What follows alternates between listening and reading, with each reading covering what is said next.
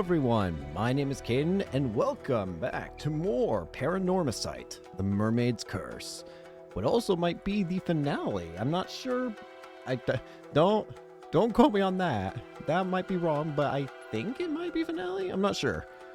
Anyways, last time we had a lot of revelations about different characters and all that, but now, I think we're starting to reach the end, I think. If I'm wrong, I am dead wrong, but... well, let's just continue. We have Yuza's path. We need a plan. After discovering the corpse of Shinobu Wakamura, Yuza and Azami realize that the threat of the curses still remains. They meet up with Sato and Tsukasa and gather at a place of their childhood days to discuss what to do next. Alright, let's do it.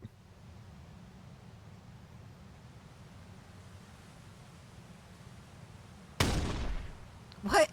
You can't be serious. Old man Wakamura was murdered. It seems that way. I called the police to look into it. It probably has something to do with that slashing curse. Yeah, now we know who Kipe really is. It's Tomoshige. And it seems that even though his curse isn't a curse stone, because of the fact that it's him himself and his own resentment and all that, he can still manifest the power of the curse without a curse stone. Which I guess makes sense. It's literally his own curse. But that presents the issue of, if somebody has a symbol, they're still at risk. We've already seen with Wakamura and, oh, not just Wakamura, but, Tomoshige himself said that he's he's given everyone on the island his business card, which has his symbol on it. Everyone on the island is now at risk once again of being cut in half. That means whoever's causing the curse is on the island at this very moment. Oh my god, that's terrifying. I thought they'd already found the curse stone that was causing this to happen. But it looks like we're not out of danger yet. This is too much. So the curse is still hanging around? How's that even happen? Well, the Kantekisho at night. There's no sound other than the wind in the trees and the distant tide. But an anxious feeling grips my chest at the thought of what might lurk behind this stillness. Yeah, I'm sure he's thinking about what to do next, about how to help everyone on the island. Azami always worries about everyone else before he worries about himself. He really is a good guy.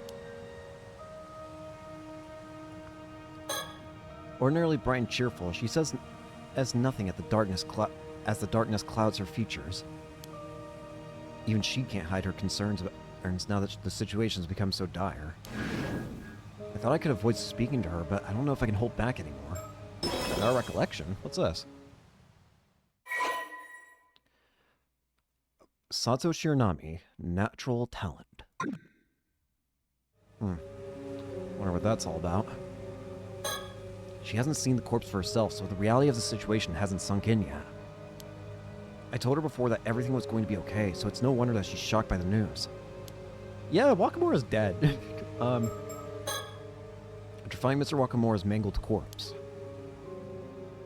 we called Shotaro straight away and asked him to inform Miss Shiki of the situation. With the crime scene under investigation, we made our way out here to find Tsukasa and Sato. I had a feeling that the killer's real target must be Sato. I needed to find her before the culprit did. We managed to gather everyone together, but I knew we wouldn't be able to relax until the killer was found. The question is, what do we do now? Will hiding here keep everyone safe? Okay. Let's start by talking to our bro Azami. Hey Yuza, I got a question. What's up? Isn't the slashing curse the thing Kikuko tried to use? But she was arrested, right? You don't think she's trying again, do you? Well, I think it's a possibility, yes. Right, these guys don't know at this point that it's, Tomoshige that's doing it. We should probably avoid mentioning her to the others unless we can prove she's involved. You're right. We don't want to scare them any more than we are... Oh, excuse me. We already have. Hey, were you two whispering that over there? Just some rumors. We don't want to spread stuff we don't actually know is true. Oh, well, now I'm even more curious.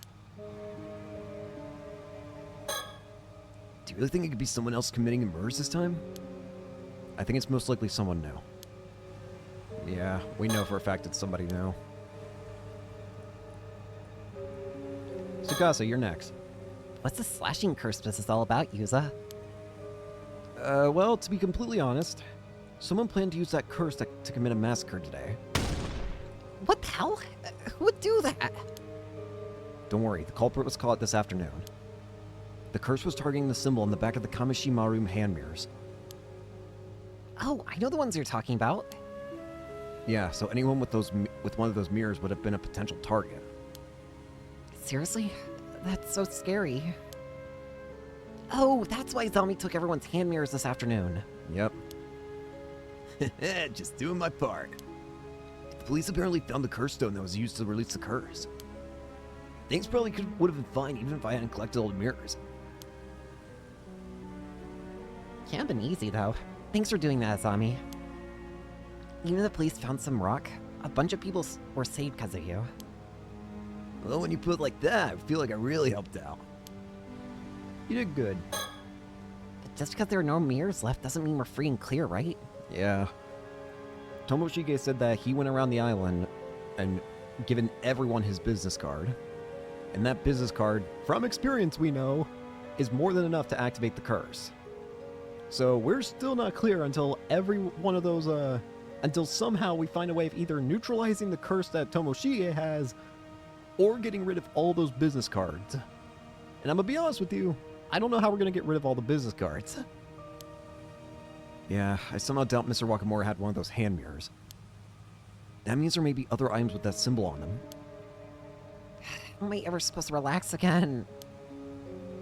You think the police will find the culprit while we're hiding in here? I hope so. They're probably searching for him as we speak. Sato. Oh, are you talking to me?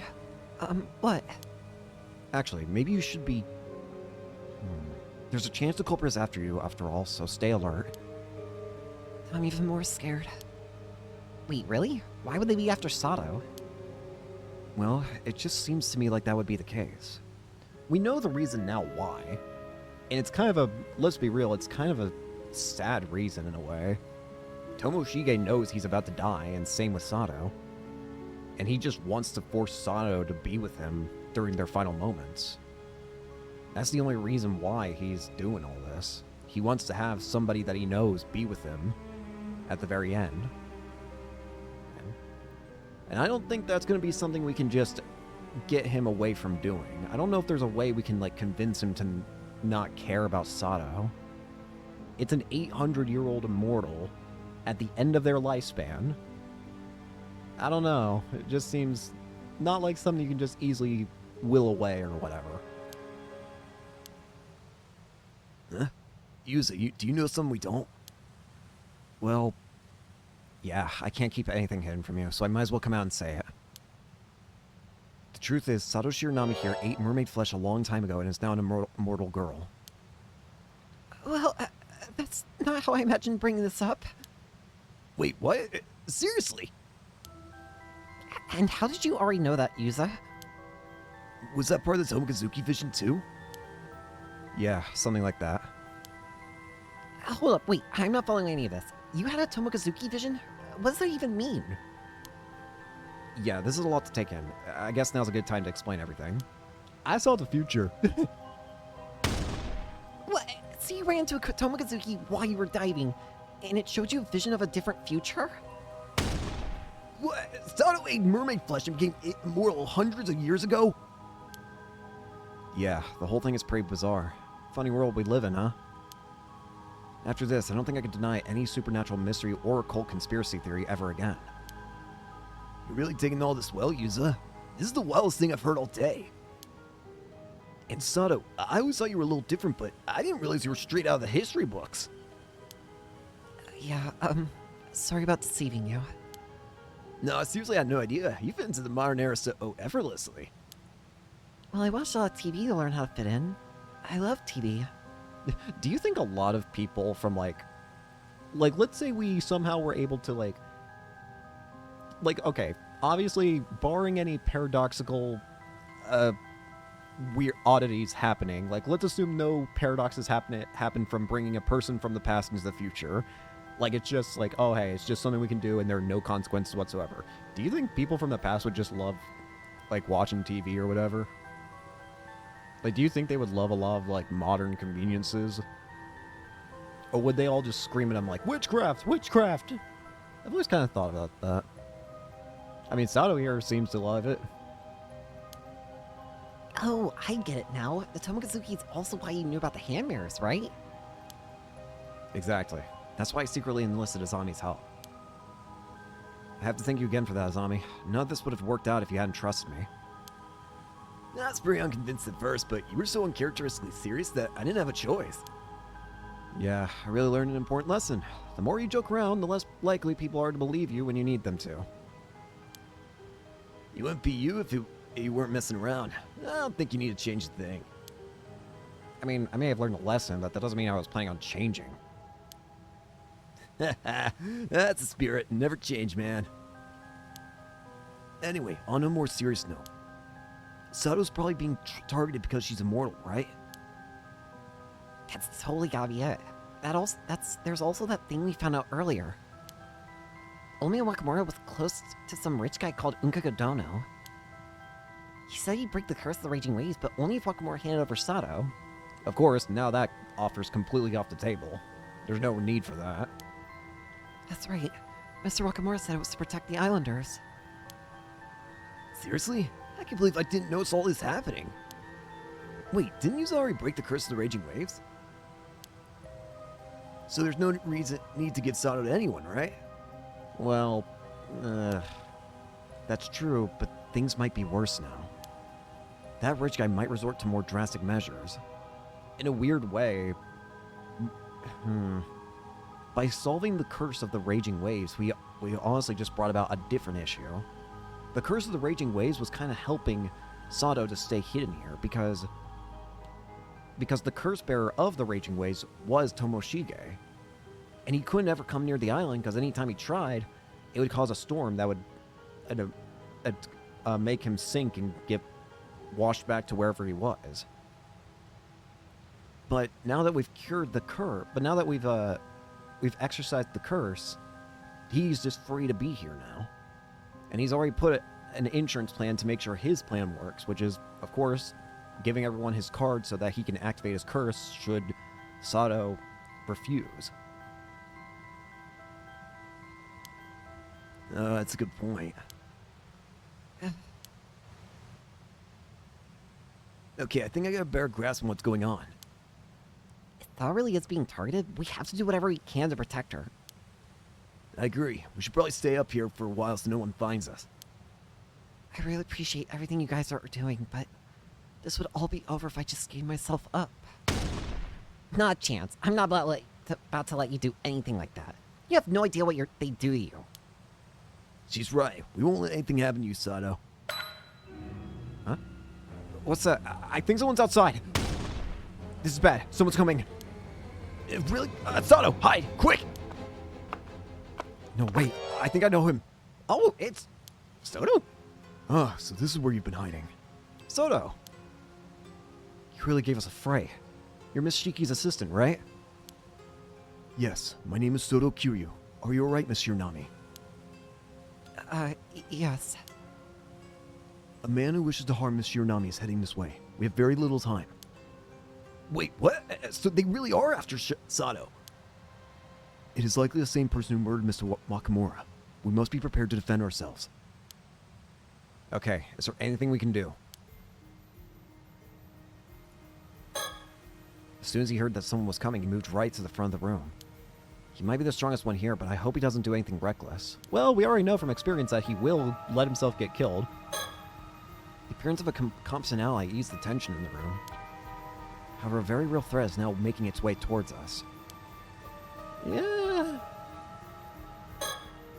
Now that an expert in the occult has arrived, she seems a bit calmer. I could really use her brains right now, but I don't want to put too much on her.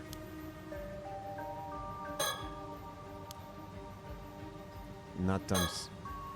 Shouldn't stare too much. Might get in trouble again. What?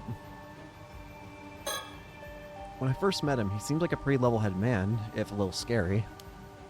But it's definitely nice to have a psychic around when you're being targeted by a deadly curse. I really do like Soto. Soto and Azami have probably been my favorite characters. I don't know why. There's just something about them that I really like.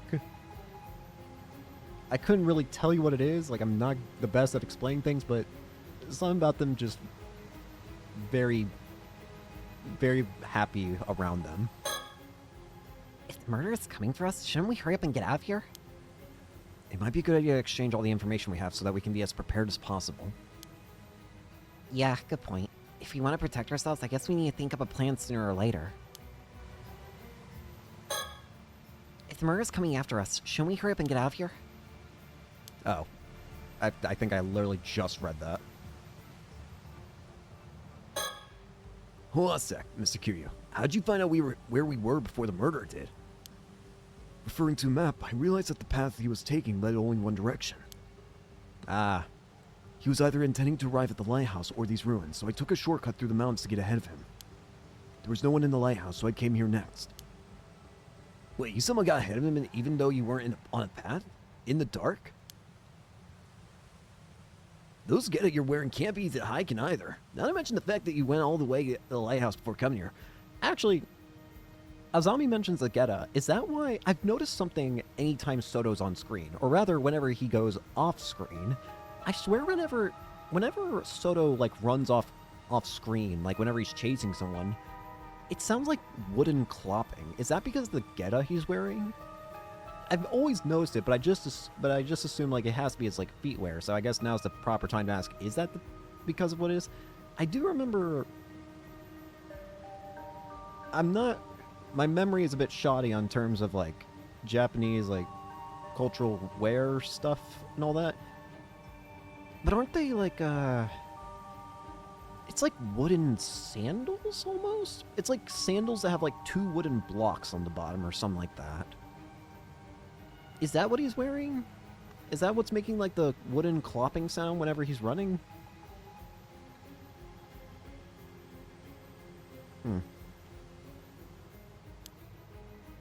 As I once trained as an itinerant Buddhist monk, I need only the stars to guide my feet. That's amazing. Even we have to be careful at night, and we know these trails pretty well. I guess psychics have inhuman physical strength too, huh? Well, I tend to push through difficulties with sheer force of will. That may make me somewhat unique. However, enhancing one's spirit sense does also sharpen the 5 normal senses, making it easier to move about. So that's how you got here so fast. Makes sense to me. Huh? What? No, it's nothing. But you don't have to jump like that when I talk to you. The man heading this way is one Kipe Koma. He has come from the mainland. According to the Shiki, he's an 800-year immortal. What? An immortal? Seriously? Another immortal like Sato?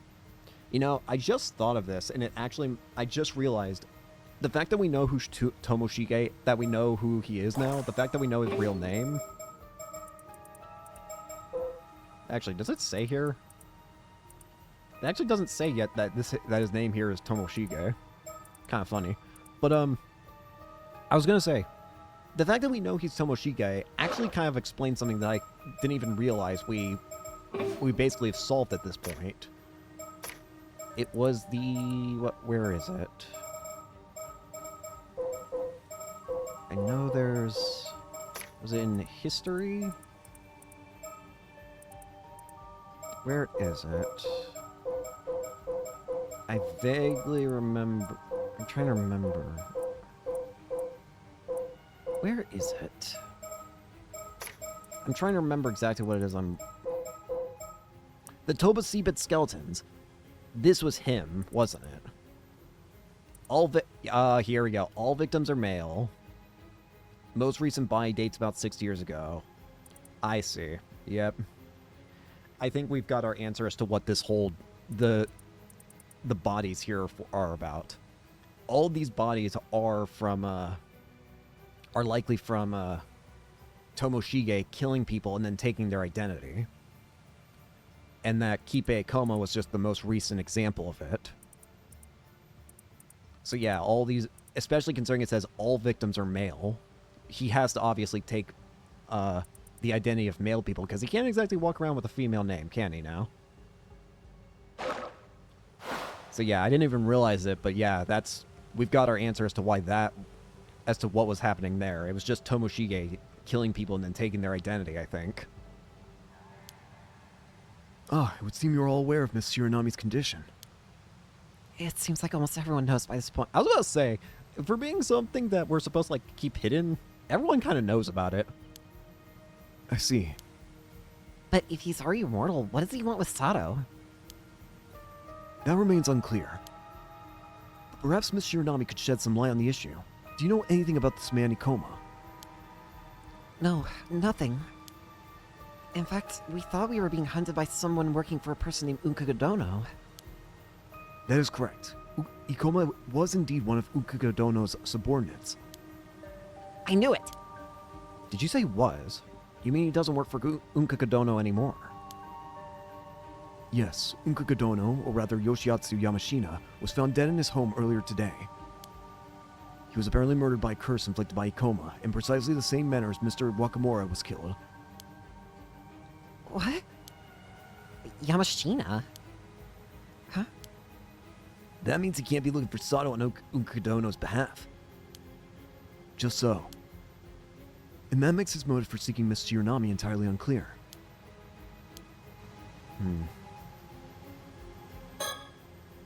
Huh? No way. Yeah, I noticed you acted weirdly there. Unkagodono was Yamashina? My dad? Tsukasa, what's the matter? He's dead. No. No, that can't be true. Is Tsukasa okay? It looks like something's bothering him, but I should let her bring it up on her own terms.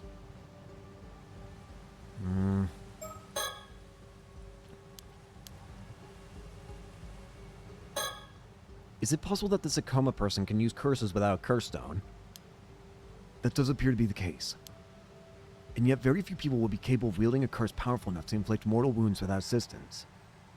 Again, the only reason he's able to do it is because it's literally his own curse. Of course he would be, I feel like it'd be obvious, like of course a person would be able to wield a curse that's literally named after them, or it's literally based off their own resentment and emotions and whatever. Is there any chance he stole back his curse stone? Nope. No, the curse stone for the curse of Tomoshige is in my possession. In fact, I have it with me now. That bronze mirror. It is a curse stone? Indeed, this is a separate artifact from the still-tide mirror. It is interesting, however, that both relics are made of bronze mirrors. That is something I was kind of curious about, and seeing it answered, interesting. I was wondering, like, is the still-tide mirror the curse stone? But no. It's just coincidentally that both the still-tide mirror and the curse stone are both just bronze mirrors. It's just a complete coincidence, it seems. That mirror! I'm pretty sure it belonged to Taira no Tomoshige. What? How could you know that? Oh, well... Huh? I believe I understand. Yes, it's all clear now. Considering all the information I've gathered thus far, there's a distinct possibility that Kipe Koma has actually lived for 800 years and is none other than Taira no Tomoshige. Indeed, 800 years is certainly enough time to accumulate the resentment needed to create a curse. But how could anyone have held fast to such enmity for centuries? If I remember what he said last time, it's because the reason why he's held on to those feelings is because it's like he's been trying to use the 800 years of life to bring back the Taira clan or whatever. Of course. As sole inheritor of the entire clan's resentment, the depths of his malice would be overwhelming. Wait, what? I don't get it. What are you saying? There's no time. I will give a brief synopsis. As we can discuss it in depth at a later date. Okay, let's hear it. All current evidence indicates that the man who is searching for Miss Shiranami, Kipe Koma, has been alive for over 800 years. He was known as Taira no Tomoshige during the Heian period, when he likely became an 800-year immortal. And we can assume he gained the ability to wield a curse that launches a slashing attack at a certain symbol via his clan's accumulated resentment. Launches an attack at a certain symbol? So you're saying that symbol was on the mirrors too? That is my current supposition. It would be the same power as that contained within a curse stone. Using that curse power, Ikoma murdered his ally, Unkagadono, and then proceeded to kill Mr. Wakamura. What a monster. Can't you use your powers to stop him or something? It isn't impossible, but I believe it would be unwise to provoke him any further at the moment. Is there anything else we should be worried about? Well, it appears he passed out business cards with a curse symbol written on them to a number of island residents. He encouraged people to keep them in their pockets, so there's no telling how many people are currently carrying one. Seriously? Even if the curse has an activation range, as long as he's on the island, we have to assume that all those people are at risk. Then he can kill as many people as he wants whenever he wants. Holy shit, that's insane! We definitely shouldn't provoke him then. The entire island has been taken hostage. Until we do something to remedy the situation, we cannot move against him. What can we even do? We don't have enough time to find everyone who has a business card right now. Oh, why won't we use the island PA system to tell everyone to throw out the cards? That's a bad idea. Because the second that Ikoma hears of it, he would just activate his curse, wouldn't he? He would realize what's going on. That somebody's trying to screw him over and just activate the curse. It's possible that Ikoma would hear the broadcast and use the curse before anyone could react. Damn, yeah, I guess that might push him over the edge. There's just not enough time to do anything else. I might have something. Why don't I meet with Akoma to buy us some time? If I'm the one he's after, I bet he won't curse anyone while I'm talking with him. No way! That's too dangerous!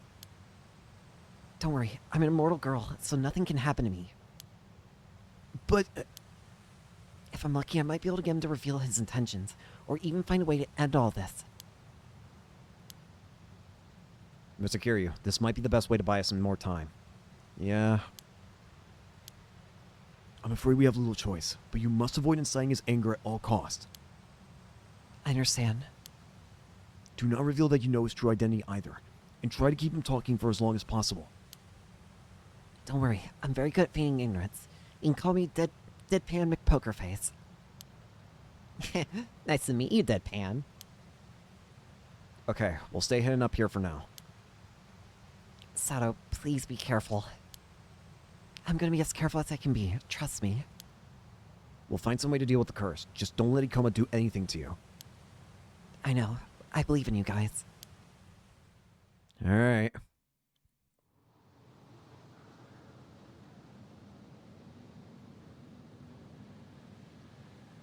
Monsieur Nami is waiting for Ikoma downstairs. There's no sign of him yet, but it's only a matter of time before he arrives. We need to do something about the business cards while she's keeping him busy. Yes, if I go alone, I should be able to make it back to town fairly quickly. You think we can ask people in town for help? Yes, Mishiki and the others are coming this way, so I should be able to meet them en route. Okay, then we don't have to go it alone. We can ask them for help if need be. What about the two foreigners? There was Miss Shiki too, right? I was not aware you knew of them, but yes, they are. Huh? You mean those two tourists? What are they doing with her? The girl is a psychic. She may be able to offer assistance. Oh, really? Hmm. The mountains of Kamishima are shrouded in darkness. At this very moment, a man named Ikoma is approaching along this path. I doubt you'll be able to find us up here on the roof, but we still need to do something. Asami's trying his best to think of a way to stop the curse too. It's nice to know I'm not dealing with all this alone. Just realizing that gives me hope. She's racking her brain trying to think of a way to deal with the curse. Now that I think about it, Tsukasa reacted oddly to that information earlier. I feel like I might have some idea of what's going on with her because of Tomikazuki's vision. Maybe I could use that somehow. This is it. Do or die time. I've been trying not to think about it, but ever since I met the Tomokazuki this afternoon, I can't help feeling like some all-knowing entity is somehow directing my movements. Hi, it's me. I guess I'll refer to them as the Tomokazuki for now. I guess I'm Tomokazuki. Okay. Somehow being led along like this isn't an unpleasant feeling. It actually feels pretty natural to just go along with it. If anything, the Tomokazuki's choices helped us miraculously avoid many crises so far. That's why I feel their knowledge will help us overcome this situation too. But maybe that's just wishful thinking? Still, I'm almost positive the Tomokazuki can hear what I'm thinking right now. Indeed! If they are listening, maybe they can give us a sign so we know what to do next. I somehow feel like reassuring what I know about everyone will help me find an answer. I wonder what kind of abilities a professional psychic has. Can you fly? Yo, bird. Bird up.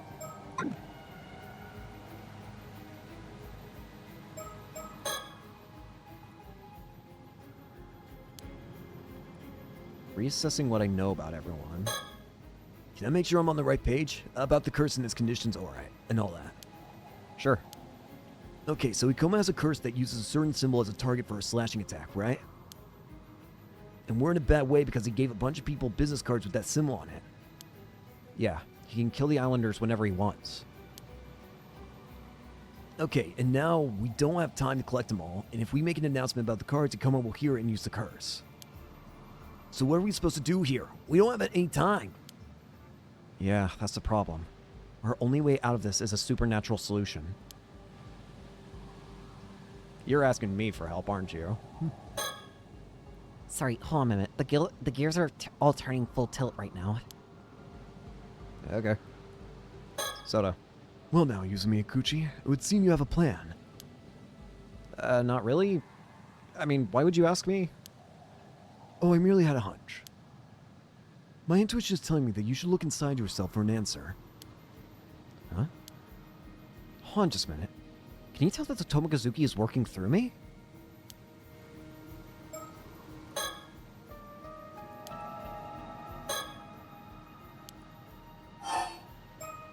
Need more time.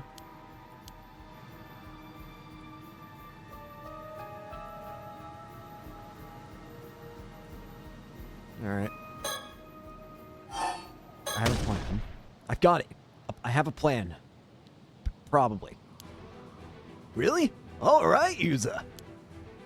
Yuza, before you tell us your idea, allow me to impart a warning. Okay. Whatever you tell us, I'm going to trust your judgment and carry out your plan immediately. As things stand, we simply have no time to weigh the options or consider other avenues. Do you understand? You can only choose once, and there is no leeway for unnecessary steps. Wow, no pressure then. Now then, lay out the entire plan. Who to ask and what to ask of them.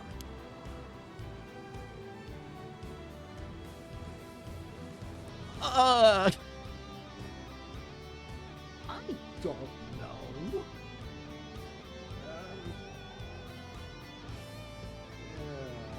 What?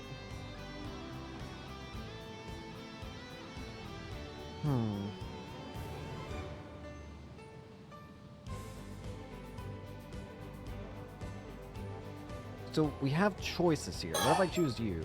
Go diving, fool around, enact purification.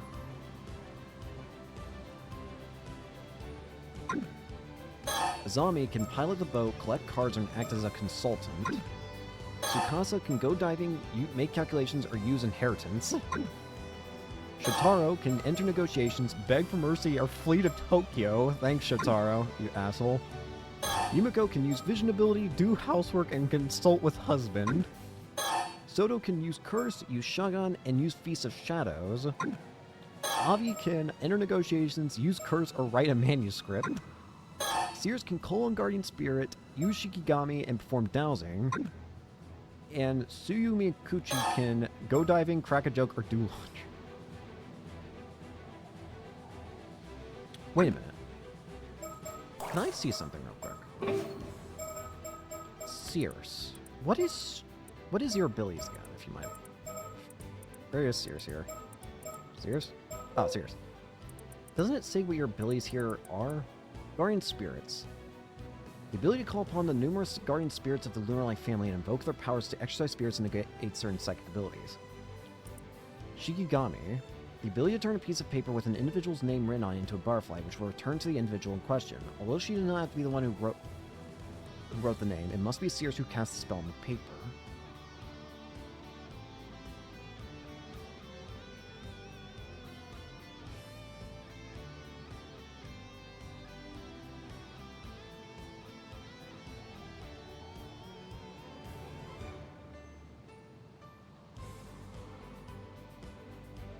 The ability to turn a piece of paper with an individual's name written on it into a butterfly.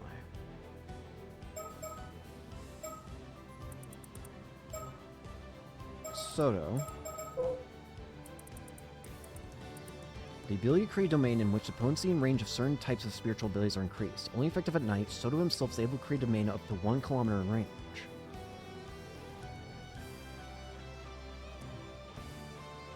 What if...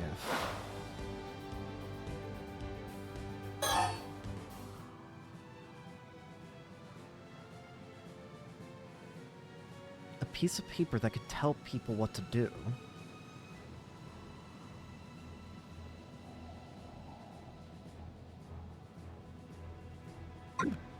Soto, use the piece of shadows, and Seers use Shikigami. I feel like that's our best bet. I won't lie, I took a quick glance at a guide, seeing like what people in particular would help, and I saw the names of those two. But Very well. That's 2 in total. that's the plan. All right, sounds like a plan to me. Sure it's gonna work out. This is our last chance. Let's keep it together. I will now go and apprise the people not here as to what you will need them to do. At the same time, I'll also fill my own role in the plan. Very well, I'll enact the plan as soon as you give me the word. If all goes well, Ikoma's curse should have no effect.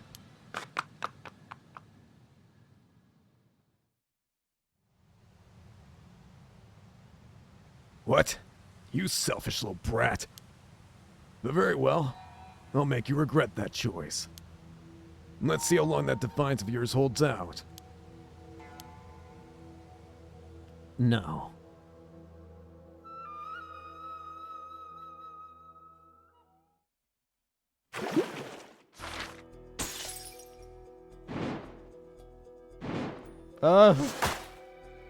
Natural talent. In conclusion, user comes up with a plan to prevent Kipe Ikoma's curse and entrusts it to Soto Kiryu. Now for the moment of truth.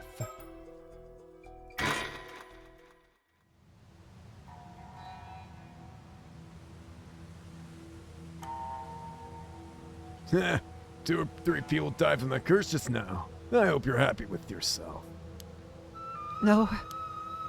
Tell you what, if you snivel and weep and beg my forgiveness, I'll let you off Huh? Oh?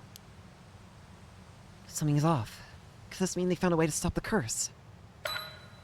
Ah!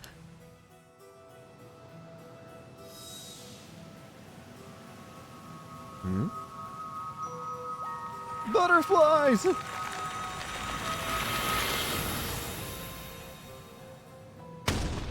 Ah, what the fuck? Paper butterflies!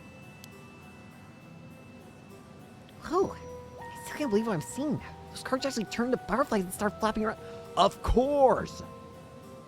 She turned the paper cards into and flapped them away from the targets. Turning a bunch of business cards into a swarm of Shikigami. Oh, you could think of some that out there, Yuza. I feared that if you could turn a piece of paper with someone's name written on it into a Shikigami, business cards would work just as well. And since Mr. Kiryu was able to extend the effect to cover the entire island, I was sure it'd work. But it's still a relief to see I was right. It was a great idea. Now all I have to do is track down those cards and leave the rest up to Mr. Kiryu and his powers. Now. Stop right there! Now that your curse is useless, I have no reason to hold back any longer. Taira no Tomoshige, I hereby place you under arrest. Ah, that fucking hurts! Screw you! Osato! Dare you toy with me, you fucking bitch! Sorry. Thanks for the offer and all, but I'd rather you died alone. Curse you! How could you do this to me, Osato? Why?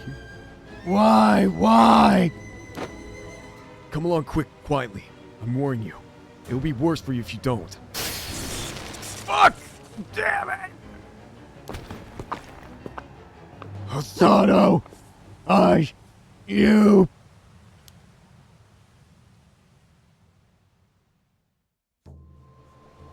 And so, Kibei Koma was arrested, and the last of the calamities threatening Kamishima was averted.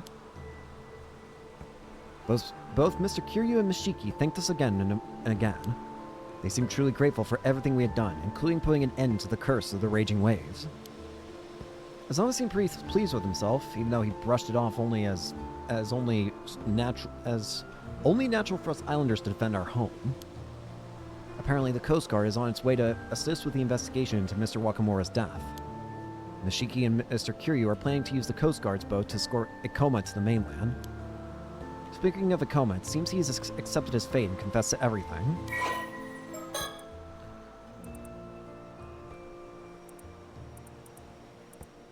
His true identity is Taira no Tomoshige, a member of the Heika who gained immortality 800 years ago.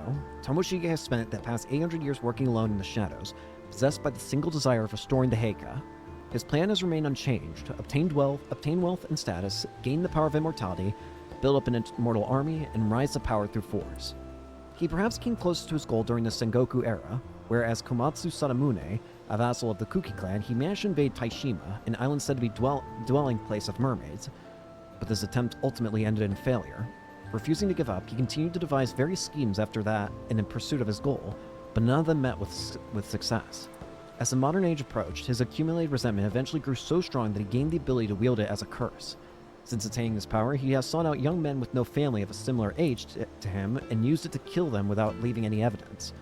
Before going on to assume their identity, he disposed of all their bodies at a point in the sea near Toba, where the currents happened to stagnate, the perfect spot to ensure they would remain undiscovered.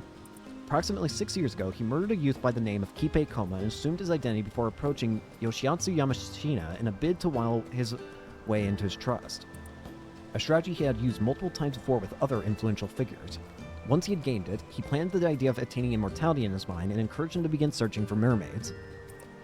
However, a careless comment by Shinobu Wakamura revealed that Osato, a girl Tomoshige had been close to during the height of the Heika's power, had also become an 800-year mortal and was currently living on Kamishima.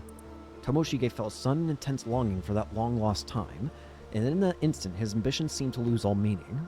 Nearing the end of his life and beginning to feel a growing sense of futility at his failure to fulfill his goals, he perhaps wished that someone who knew him would recognize his solitary struggle and show him appreciation for his efforts. Feeling that this chance at a reunion must be fate, he became singularly fixated on the idea of finding Osato and reaching the end of his life together with her.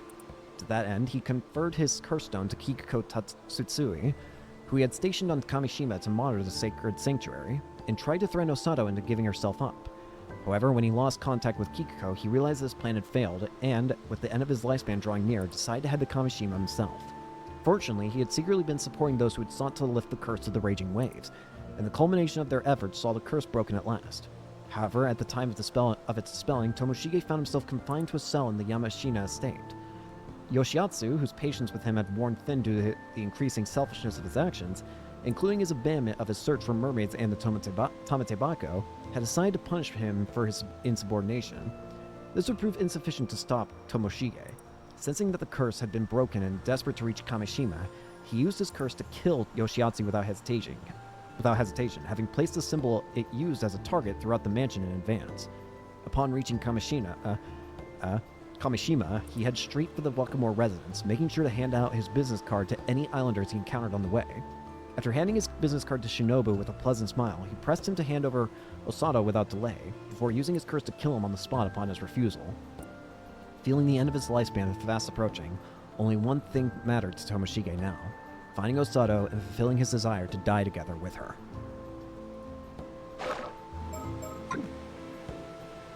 And while he didn't actually name any names, Kikuko, who was under house arrest after plotting to use her curse to commit murder, is going to be escorted off the island with him. Before Mishiki and her assistant departed, they summoned me for a private word. Is this about my immortality?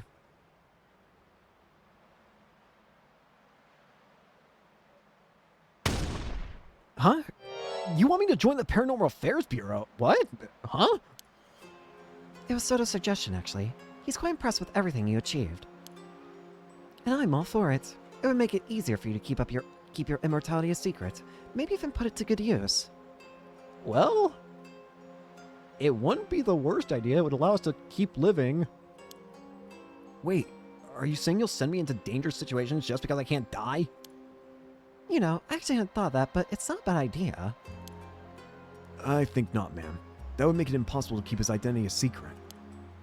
I know, I was just kidding. A shame, though. I heard that. Even so, Yuza, this will require rigorous training to help you harness and control your psychic abilities. The offer only stands if you are prepared to put yourself through that, and it won't be easy.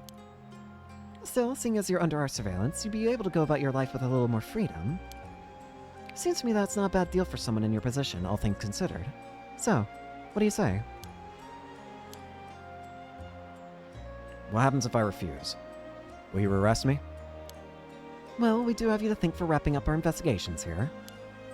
So if you prefer a quiet life on Kamishima, we'll turn a blind eye and leave you be. But just so we're clear, at the first sign of you being on the move, we'll be on our way over here to take you away. Okay, I understand. In that case, I'm gonna need some time to think this over. Would that be alright? Really? I thought it'd be an easy decision. But I suppose there's plenty of time. Just contact me when you've made up your mind. Oh, before I forget, there's something else I've been meaning to ask you. Yeah? The funny thing is, I wasn't planning on coming to Kamishima at all today. Then out of nowhere, I changed my mind. That wasn't your doing, was it? Huh? What do you mean? It was my doing. Hi. See, I kept getting the feeling I was being watched, or even manipulated. Especially this morning, when I changed plans and set out for Kamishima. It didn't feel like my decision somehow. It was almost as if someone was guiding us here. Oh, actually, I felt something similar to that as well. I thought it was the Tomokazuki doing it since it only started happening after that encounter. But why would you think it was me? I don't know. Something about it reminded me of you. Like it was close to you or something. Close to me? Anyway, it seems I was wrong. Though I'm not sure what else it could be. Unless I'm possessed by a spirit or something. That is out of the question. If either of you were possessed, I would be the first to know. Given that even I cannot perceive the origin of this sensation, it must be something truly extraordinary. The thing is, I also get the feeling that we have this mysterious watcher to thank for everything turning out the way it did. Right?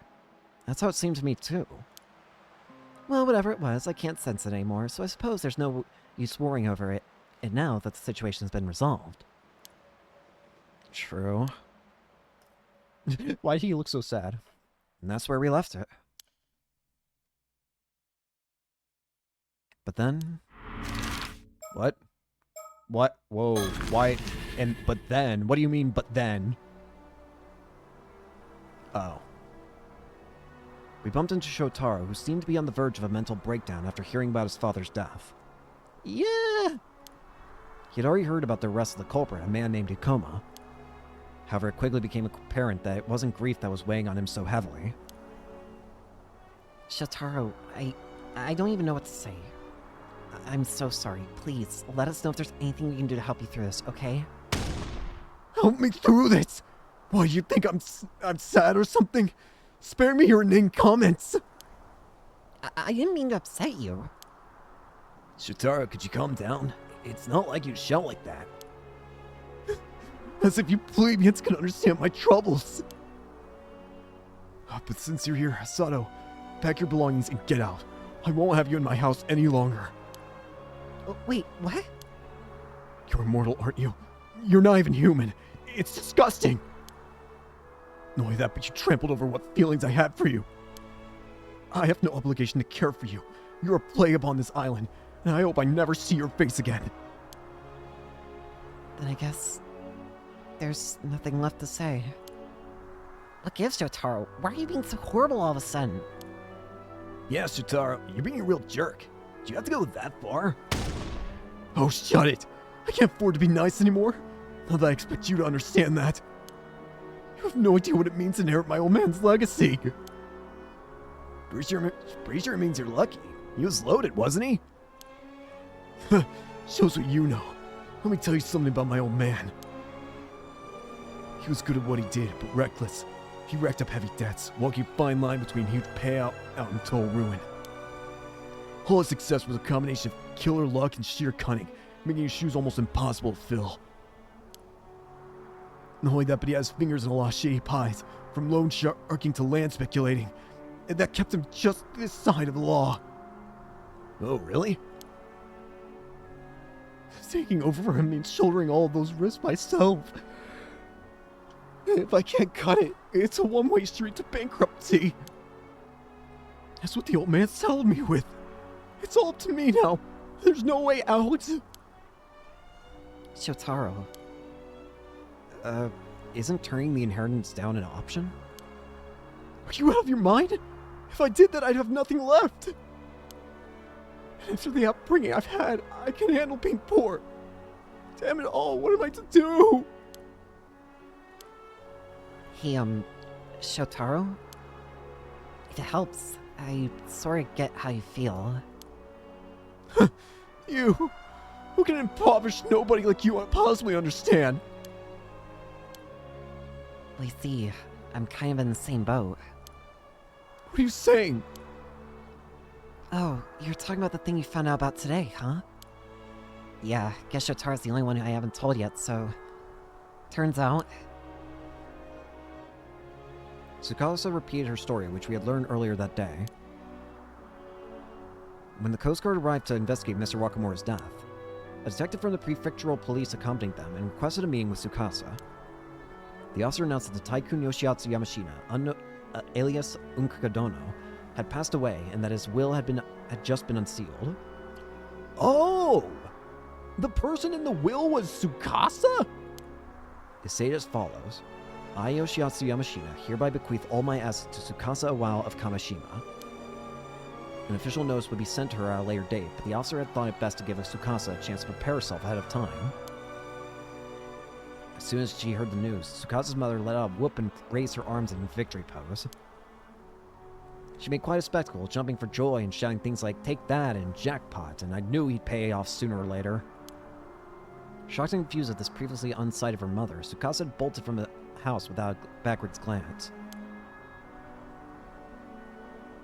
What? You mean to tell me you're going to inherit Yamashina's estate? All of it? It's a mystery to me as well. He was, like, really famous, right? Can't wrap my head around it. What was he thinking, leaving it all to me? It's too much. His whole assets add up to something like 5 billion yen. At least that's what I was told. I can't even imagine it. Jesus Christ. You don't say. No one's giving me a chance to turn it down, but I don't know how to handle this. I don't like the face you're making, gamer. Still, he did try to kidnap Sato, and who knows what other shady stuff he was up to. Can't help feeling I should take responsibility. Tsukasa, are you seriously gonna accept? I guess so. I feel so lost, but I mean, if Shotaro's in the same boat... Well, it's a big deal. You'll become a millionaire overnight. You'll be like a celebrity. You won't have time for us little people anymore, huh? Huh? I don't want that. If I can't hang out with you guys, I'm turning it down. No, Tsukasa. Their inheritance is yours, as it should be. There's nothing to fear. I'll help you. You mean it? I'd be super grateful, but... Of course, I've always known you were a clever girl. You'll have no trouble handling Yamashina's estate. In fact, why don't we be partners? You can be my girl, my fiancée. This just feels scummy. Huh? Oh boy. What the hell, man? You can't just pop the question out of nowhere like that. Unkagadono was one of my old man's backers. I'm sure it would be easier to manage our estates if we combined our wealth. Oh, but I... Come on now, there's no need to be coy. I know you're fond of me, Tsukasa. How did you know? This is scummy. Now that you're showing yourself who you really are, it's as scummy as hell. What? You wooed me. How could I miss the heat of your gaze? I'm not so unfeeling as you suppose. Besides, the feeling's mutual. You've grown into an attractive young woman. Don't think I haven't noticed. You have? I mean, Oh, this is all too much. Tsukasa! This is our chance, don't you think? We've known each other for so long. There can be no doubt we're a match made in heaven. Oh gosh, what did I do? I don't know anymore. My mind's gone blank. This is just too much. I need some time to think. Tsukasa, wait. Even your blush is adorable. I'll be waiting. Don't disappoint me now. That's enough, Shotaro. You've taken this way too far. Oh? Do you have any idea how much Tsukasa cares for you? Her feelings for you are real. I understand her feelings perfectly. Better yet, I reciprocate them. Don't tell me you have an objection. Yeah, my objection is the fact that you don't give a shit about her. You care about the money. You go all about how you're different from your old man and all that. Bullshit. You're the exact same person. You bet I do. You're just using her. Anyone can see that. The timing's way too convenient. If you go through with this, you'll just end up hurting her, you heartless jerk. Not only are your manners lacking, but your wits are as well. You were mistaken. My feelings for her are genuine. You liar! You look like you're drowning until you found out about her inheritance. There's no way someone as selfish as you can make Tsukasa happy. I suggest you drop this. Frankly, it doesn't concern you. Asami. Must I spell it out for you? This is between Tsukasa and myself. Keep your nose out of it. God damn it! Well now that we understand each other, I'll take my leave. Bastard. And off he went. And then...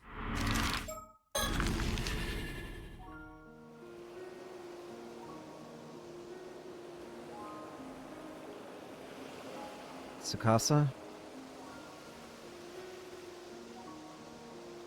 Later, Tsukasa called us together, saying we needed to talk. She needed to talk to us tonight. We decided to meet up here. The police investigation was in full swing in the town center and around the Wakamura residence, but out on the bay, everything was quiet. Okay now, Tsukasa? Kinda. Some lawyer wants me to go meet with him the day after tomorrow. I'm not even sure what I want to do yet. Excuse me. And honestly, I'm still in shock over what happened earlier. Tsukasa, don't rush this, okay? You shouldn't make a big decision like this until you feel you're ready. This is about your future, no one else's. You gotta think it over carefully and do what's best for you. Asami. You're right. Thanks for worrying about me. But I didn't call you guys out here to talk about that. Sato, there's something I gotta know. Oh, okay. What is it? See, I overheard a bit of what went down with Ikama when I was up on the roof earlier. You've been alive for 800 years, right? It sounded like your lifespan must be coming to an end pretty soon. Was that real? Sorry. I didn't know how to tell you. That's true. Yeah, I don't remember anything from that far back, but I've always known how long I had left. Seriously? Then how long? I think tomorrow might be my last day. Tomorrow? Yeah, tomorrow night. This body of mine will fade away like a spray of sea foam. Why didn't you say something? There's so little time left. Isn't there anything we can do to delay it? Come on, please tell me there's some way to change this. Huh? I wish I could say otherwise, but there's nothing we can do. No, I don't want to say goodbye. Please don't leave us, Sato. Sato, Tsukasa. Please, there's no need for tears, Tsukasa. The truth is, I'm content with this. You are? I am. 400 years ago, I became a sacrifice to protect everyone from the curse. And now, not only is the curse of the Raging Waves broken, but so many other problems have been resolved as well. Like with the mermaids and Tomoshige. After all this time, everything is finally settled. Kamishima's finally safe. It's a happy ending. Thanks to you guys, I fulfilled the purpose of this long life I was cursed with. It actually meant something. And for that, I can't thank you enough. Stop it, Sato. That's not true. Huh? All of that is just stuff you got mixed up in. You never asked for any of it. So don't say you fulfilled your purpose. This isn't a happy ending at all. You shouldn't have to go through any of those things. None of it was your responsibility. It's out of a moment you were made an 800-year immortal, you've just been used. She's right, Sato. You deserve a way better life than that. If all you've done is get dragged into Tomoshige's schemes time and time again, that's just too sad. Look, be honest with yourself. Are you really content? What about your happiness, Sato? Happiness. After being forced to live for centuries, this can't be how you want things to end. You haven't had a chance to do anything for yourself. You don't get to live happily, at least for a little while, after all you've been through. It'd be so unfair. I couldn't stand it.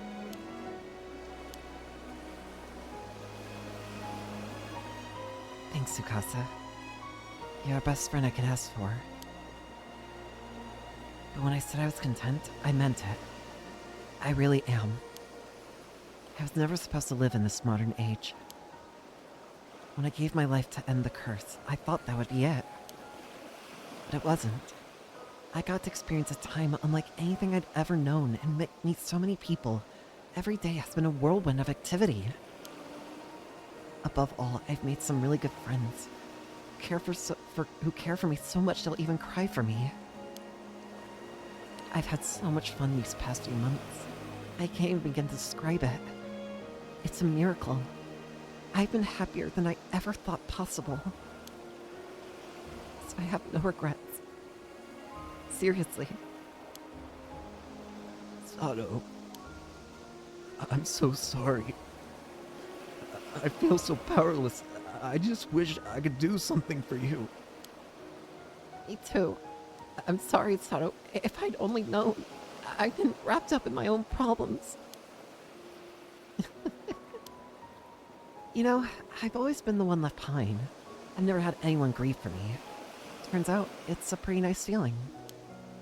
Being the center of attention suits me just fine. Don't hold back now. Jeez, Sato.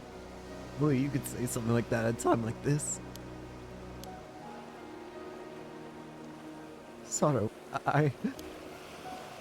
Yes. I'm so sorry. Seriously, I feel so bad. I wish I could've... I just... Yuza. Oh, I didn't know you were such a crybaby, Yuza. Come on, can't you be your usual goofy self? I could really use a laugh. You guys feel that bad, huh? I guess you'll just have to make it up for me. Professor Rose, you better keep your promise to hang out tomorrow. And I expect you to enjoy every last second to the fullest. Do that, and I guess I'll forgive you. Sato. You're leaving the island tomorrow anyway, right, Tsukasa? Yeah, probably. And no more tears. If we can have just one more day of fun, spend one more day together, like we always have, nothing would make me happier.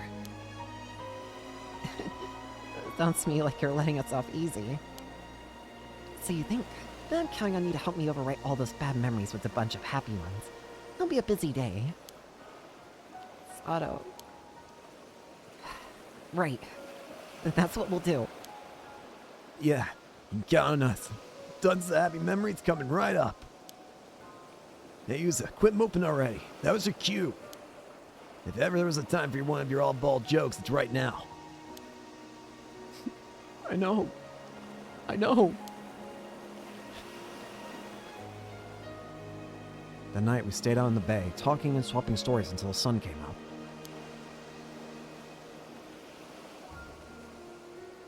But there was a rule. We had to answer any questions Sato asked us honestly, without hiding anything. Which meant that gasps and chuckles inevitably followed each new reveal.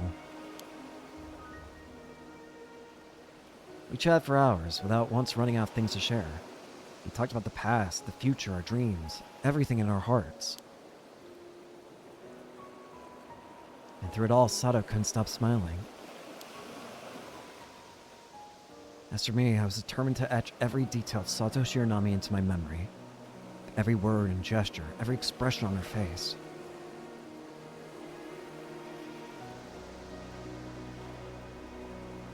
Damn. Skip it.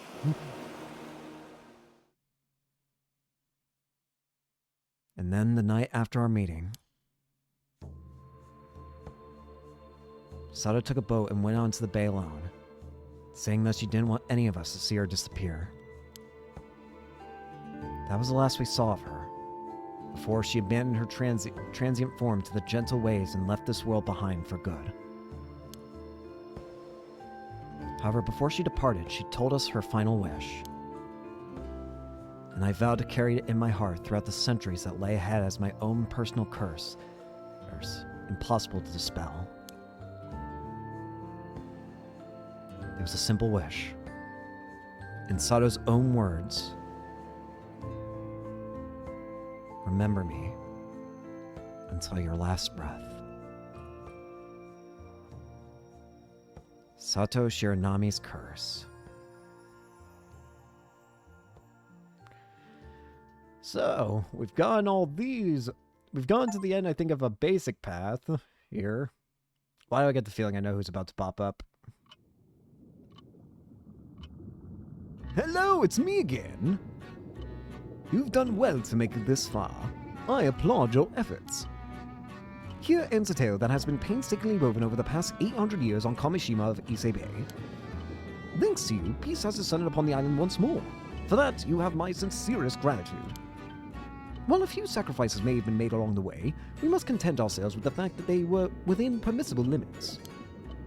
Now, while our story does end here, if its conclusion does not sit quite right with you, you may wish to explore possibilities that would result in different outcome. On the other hand, I could simply tell you what the missing pieces are if you prefer. Not now. Let me give it a shot. I had a feeling you might say that. My apologies for making such an undignified proposal. I wish you the best of luck in your endeavors. I shall take my leave of you now. Until next we meet. Alright. We've gotten the end of the basic story, it seems, but we haven't gotten the true ending, I don't think, so we gotta actually work on doing that.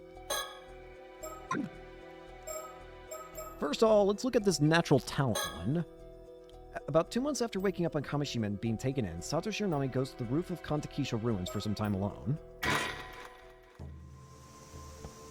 Oh, is this going to be from Sato's perspective when we were playing as Yuza? 2 months has passed since I washed up on this island. 400 years elapsed while I was locked away under the sea, but I've managed to adjust to modern life somehow. Although sometimes I wonder why I bothered. It's so quiet on the roof of the Kantakisho. I'm alone, but for the wind rustling in the trees, the distant roar of the tide. It feels so good to have this view all to myself. To just let the soft sea breeze carry me away. It's a perfect spot for someone who wants as little to do with others as possible. But yesterday, someone came up here and ruined everything. It's me. I was half expecting to see myself back here. Hello, it's me.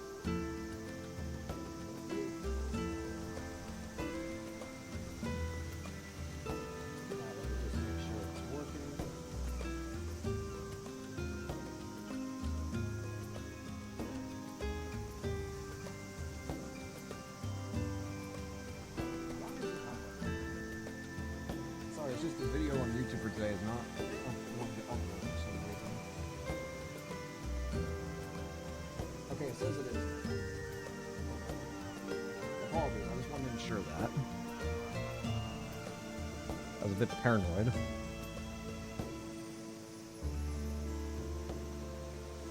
What was I doing again? Oh yeah, thinking. I was a little worried at first, but I've adapted pretty smoothly to modern civilization. The fact that I only have vague memories of my life from 400 years ago probably helped a bit. I still don't really understand how ships and cars move by themselves or how electrical appliances and lights and things work. That's not really an issue, to be honest. I know how to use them, and that's what counts. Most people who were born in the modern era could tell you that fridges keep stuff cold, but not exactly how they do it. It's actually pretty easy to get by if you can just accept that not knowing everything in detail is normal. Besides, it doesn't seem like life has changed that much for the fishermen who live on this remote island. Apparently the big cities have greatly evolved, with waterway and sewage systems as well as subways. Waking up there would have been a lot more confusing.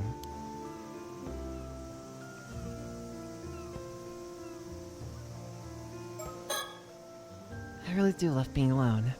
It's so calming. I have a good reason to isolate myself on the island. Soon my life will be over. I probably have less than a month left. Whoever sealed me away seems to have had some kindness in them at least. They allowed me to spend my last moments as myself. Alive. I can hardly feel grateful.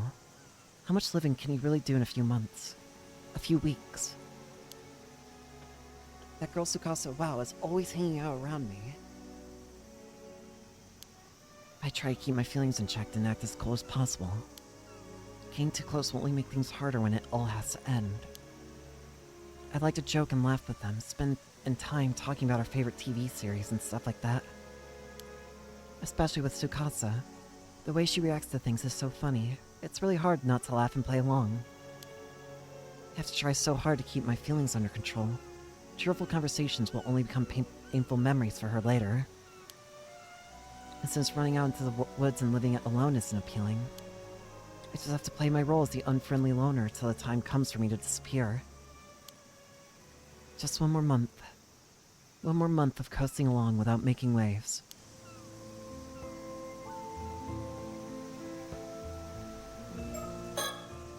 But watching TV every day, learning more and more about the modern world, there's so much fun to be had. Pretending otherwise actually hurts. Humanity has prospered. In the past, the common folk were preoccupied with surviving each day. Now almost everyone can eat delicious food and sleep in a warm bed without having to toil day and night. People have time, freedom, entertainment. It's wonderful. I wish I had time to enjoy it all. Get on an airplane, maybe even fly to Tokyo. But there's not much chance of that. Not with the time I have left.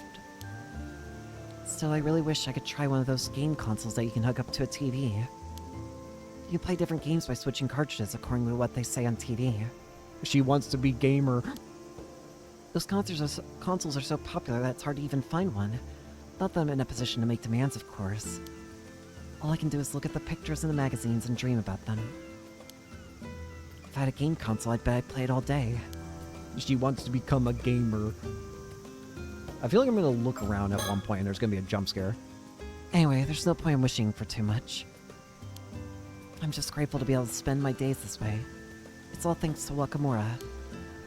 Please just let me watch TV for my last remaining month. That's not too much to ask, is it? Anyway, I shouldn't let my guard down. I've got to keep myself in line. No extravagances. I've just got to gently drift along and not rock the boat.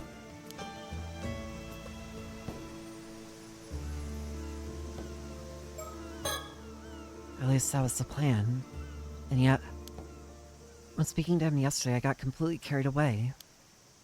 I'm still mad at myself about it. Next time I'll be more careful. Cool as a cucumber. Wait.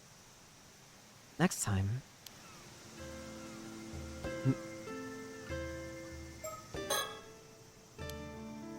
Oh well. Yuzumi Kuchi. Something about him makes me lose my cool completely. It's probably the shock of finding out that he's immortal too. Yeah, that must be it. Maybe being immortals puts us on different wavelengths from other people.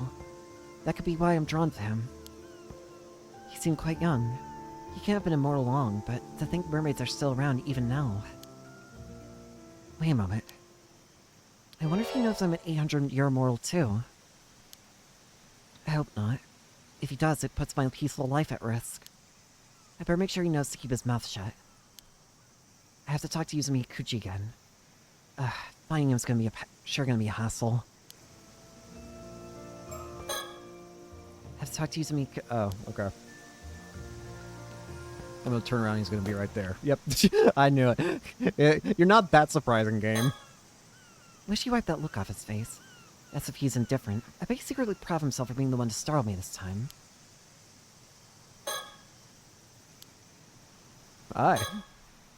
You came back. So, you're here too, huh? Did I startle you? Not really. Startle me? Not one bit. Take more than sneaking up behind me to give me a scare. At least I was honest yesterday. You definitely jumped. Just admit it. I did! No way. I knew you were there the whole time. Never mind that now. There's something I wanted to ask you. There's something I need to tell you too, but you go first. So, I was thinking about what you said yesterday about that pretty rough thing, and it occurred to me. Could you by any chance be an immortal girl? Whoa. I didn't know it was that obvious. I knew it. Something about you was just different. So, I'm an immortal boy, and you're an immortal girl. Don't put it like that. Why not? That's what we look like, and it sounds like and it sounds better than people who became immortal by eating mermaid flesh. Besides, going by our actual ages or something would just get confusing. I guess that makes sense. Right? You might as well call yourself that too. Alright, I will. Anyway, as it turns out, I wanted to talk about the same thing. You knew you were an immortal, didn't you?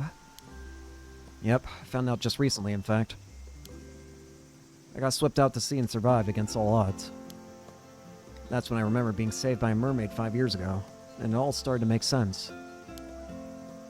Wait, saved? By a mermaid? From what? Well... curse. I had no idea. I hadn't even heard of an incident like that occurred 5 years ago, in the sea just south of Kamishima too. No one really talks about it anymore. So Mermaid saved you and made you an immortal boy. Right, that's my best guess anyway. Not that I understand why a mermaid would go out of her way to rescue me. Anyway, I'm just happy I can finally talk to someone about this. There's still so much I don't understand. Since we're here, do you mind if I ask you some questions? That's fine, but I need you to promise me one thing. Never tell anyone about me being an immortal girl. Easy. I prefer if people didn't know about me either. Good. I'd had to kill you otherwise, so thanks for sparing me the trouble. You know, you're a lot tougher than I thought you'd be. Anyway, done. I swear on my life. Or lives. Oh, look at you making immortal jokes. You modern kids or something else. Honestly, it just came out. He's been immortal for 5 years, so he's not going to get any taller. Another 795 years as a teenager sounds pretty rough. Rough. Tsukasa told me he tends to play the fool, and that he's kind of hard to read. She was right. He's not a bad kid, though, I think. So what do you want to ask me? Oh, right. How long does this immortal thing last? Is it really forever? 800 years. No more, no less. Wow, 800 years. That's a really solid number. Precisely. Good luck for the next 795. What am I, some fine wine? I need more than luck. That's 8 whole centuries we're talking about. Yeah, it's pretty rough. Like I said, I could tell you had a long time left. Huh. Being immortal for so long must have given you amazing intuition. Oh, and just checking, but is there any way to undo our immortality? No, there isn't. You're not human anymore, and there's no way to become human again now that your human body is long gone. Ugh, I knew it. By the way, how long have you been alive? This is my 800th year. I only have a month left. What? Really? It's a long story, but I've been kind of out of the game for the past 400 years. Now my life is almost over. 400 years is a long, long time. Only 1 month. You're way older than I imagined. So, is there anything I need to be careful of? What do you mean? Well, seeing as I'm stuck in this immortal body, is there anything I should avoid? Alright, if you fall into a deep fissure or a pit of lava, you'll keep dying over and over, so don't do that. Yikes, that sounds terrifying. Void lava, got it. That's about it. I don't actually remember all that much. I guess that's how it is. Why do you two have like the same pose? Why? I just realized that. You two have like the same thinking pose. What the fuck? Oh, and it'll get messy if people find out, so try to keep a low profile. You'll probably have to find somewhere new to live every few decades. They'll help you avoid suspicion. Living in the same place for too long is dangerous, huh? Oh, but it won't be easy living anonymously with a family registry system. You used to be able to just show up in a new place and start making a living. People did that all the time. But nowadays... Yeah, I bet it's way more difficult to move around than it used to be. Sounds real rough. Good luck with that. Great, thanks. Jerk. The next day. I guess we're here again. Again. Are you going to come here every day? It's not like I have anything better to do. Yeah, me neither. You know, the ones who start showing up, you're the one who started showing up in my favorite place. You get out. I like it too. I have just as much a right to be here as you. Besides, it's such a nice spot. Yeah, I get that.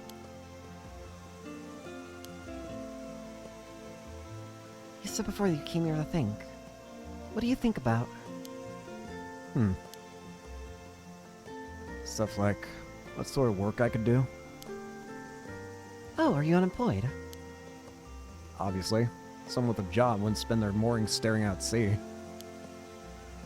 Not everyone's lucky to have a cushy life, eating free food and watching TV all day. Listen, can we cut this out? It seems utterly pointless to knock each other down every 5 seconds. True. I guess we can call it truce.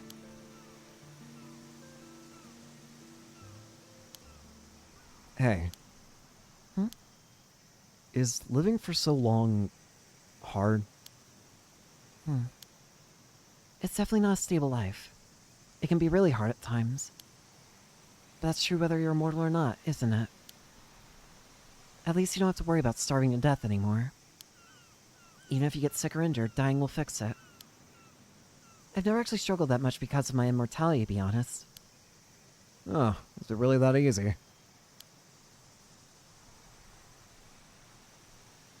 I mean, what if you really want to die and you just can't? Do you want to die? Well, not now, but maybe if I live long enough, it'll change my mind. Oh. When you said you got swept out to sea before, was that because you...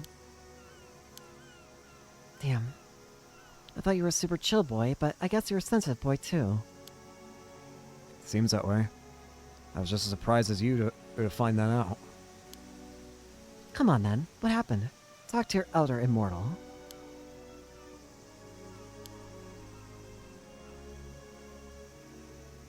Jeez, so they blamed your mother for the disaster 5 years ago, and even shunned you because of it.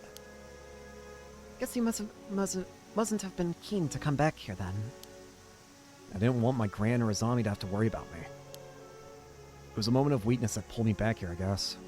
I'm not really sure. Regardless, I need to live as quietly as possible and stay out of everyone's way now. And that's why you came here to be alone, huh? Well, I know how you feel. It's the same for me.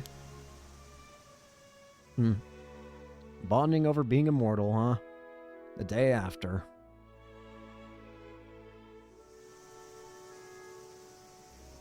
Wait, so you were sealed in an underwater cave for 400 years? Yeah, there was a reason for it, but to keep something from happening, but I don't remember what it was. But I'm awake now, so that must mean it's okay, whatever it was. Jeez, must have been terrible. Pretty noble of me, wouldn't you say? If you want to worship me, I wouldn't say no. So the zombie Kumoi guy looks out for you, huh? Yeah, he's a really good guy. Too good for me, definitely. Honestly, I don't think I could survive in this island without his help. And yet you haven't told him you're immortal. No, I doubt he'd believe me. Besides, if he started avoiding me or something, I have nothing left. I don't think I could keep going. Not that you can die. True.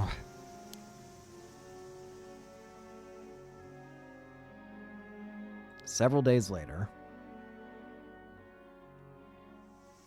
we kind of just become best buds here. I see. So you've been acting cold because you don't have much time left, huh? I understand. Saying goodbye to people you care about isn't easy.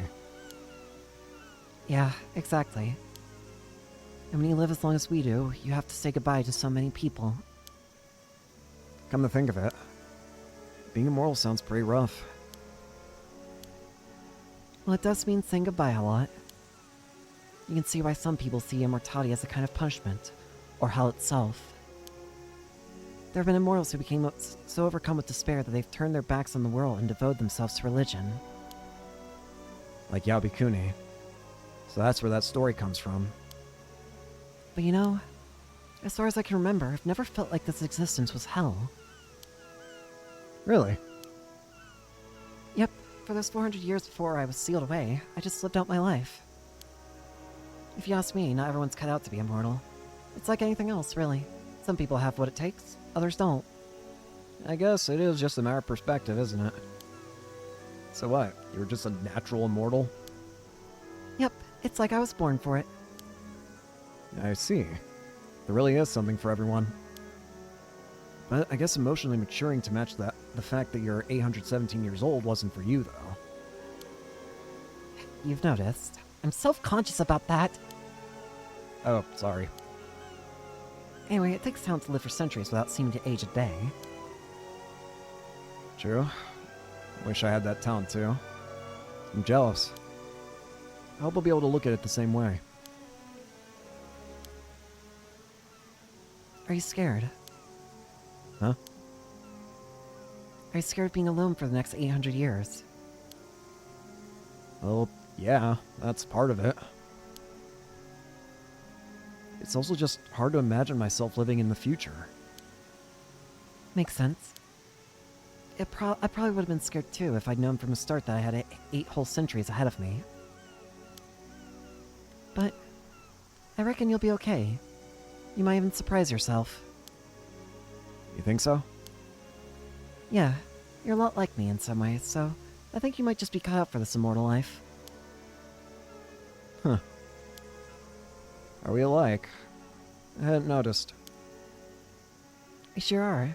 Like how you start playing the fool when you're embarrassed. You've got me there. See? And I remember when we first met, we started talking like we were old friends right off the bat. True. I remember thinking it was funny how I didn't feel awkward at all. I rest my case. If you got the knack for it, another 795 years will feel like nothing. Blink and you'll miss it. Like nothing? I don't know if I want to go by that fast. Exactly. In the end, you might not even feel like it was enough. Maybe your last words will be, I know I've lived 800 years, but come on, give me another few centuries. I get it now. Hmm? You really are good at being immortal. So good you still don't want to die. Huh? You've only got 1 month before your lifespan ends. You must be scared too. You've never despaired once about being immortal. Until now. I see. Yeah, he's right. She talked also happily about being immortal and all this. But why would she be so happy about being immortal? And yet also and to a degree agree that it's a curse? Doesn't want to end. You're not wrong there. I mean, I lost 400 years. So I'm not nearly done with life yet. I want to keep living more than anything. Of course I'm scared. I can understand that. It's not like you're on your deathbed and you've been given 1 month left to live. You're as healthy as can be. So, maybe it's time you stopped worrying. What do you mean? Since you don't have long left, why not spend the rest of your lifespan having fun? Live it out to the fullest. If you do the best you can with the time you have left, you might even feel satisfied with the life you've led, in the end. Oh. I don't know why I didn't think of that. If I get close to anyone, it'll only hurt them when I die. Yeah, but I mean, you could just let them mourn you. You've had to do that plenty of times, right? I guess I could be forgiven for being a little selfish in my old age. Exactly. If it helps, consider yourself forgiven. Does that mean you'll mourn me when I disappear? Of course I will. From the bottom of my heart. Really now? That might make me just a bit happy. Good. And here's the plan. You're gonna have to have as much fun as possible starting tomorrow. Sukasa's coming back for the holidays too, by the way. I'm sure she'll be more than happy to hang out with you. She wanted to be your friend, you know? Oh, I'm liking the sound of this more and more. I want her to be her friend too. Guess this is my chance to take her around the island. Oh, but while I'm at it, Yeah? you said your grandma Suyu needs someone to talk to, right? Oh, yeah. It's just we don't have much to talk about. She's always going on about what's on TV, and I can't keep up. Huh, leave the TV talk to me. Oh, and I'd be happy to look after her while you're out working as well. Are you sure? That'd be a huge help, but... Sure, I'm sure. She seems like an interesting person to talk to. I'd love to spend some time with her. She's definitely something. You can't let your guard down around her, that's for sure. And she's pretty stubborn, not to mention, if she doesn't like something, she's not afraid to say it. I'll bear that in mind. You know what? I'm actually pretty excited for tomorrow now. I'm glad.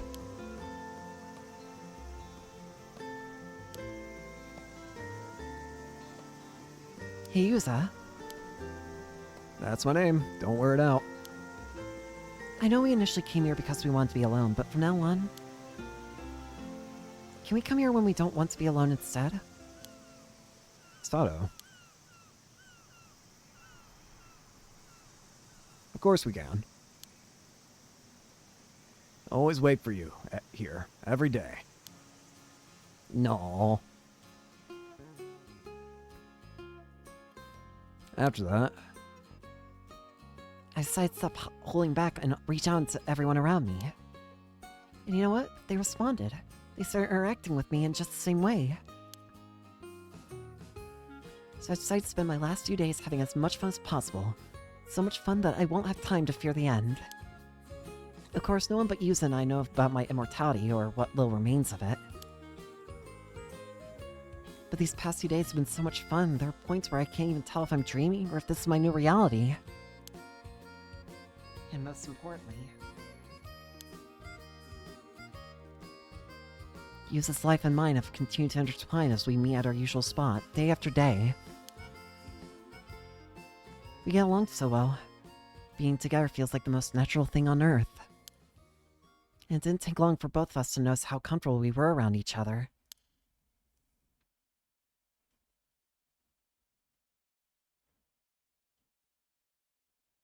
Before we knew it, we were being drawn together with increasing intensity, like stars meeting in orbit.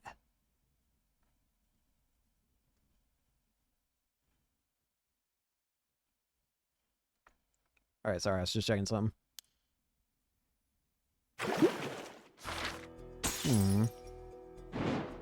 Oh. Oh, goodness gracious, what the night, from both perspectives. Let's start from Yuza's perspective. Yuza Miyakuchi meets Sato Shiranami, a fellow mortal in secret. Sorry, I was looking something. In secret over the past month and grows closer to her. A decisive night befalls them. From Yuza's perspective.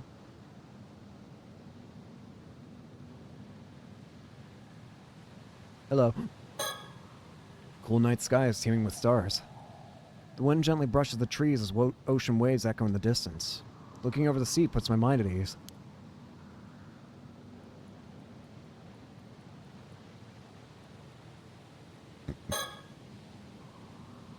Sato sits quietly watching the ebb and flow of the tide. I wonder what she's thinking about.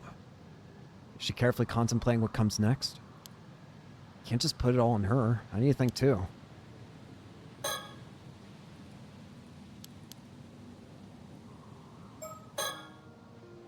We don't have much time. Honestly, we really should have made up our minds long ago. There's still a chance. I refuse to give up until it's all over. When we were here yesterday, she told me how she felt. She said she loved me. That if it were somehow possible, she'd be with me forever.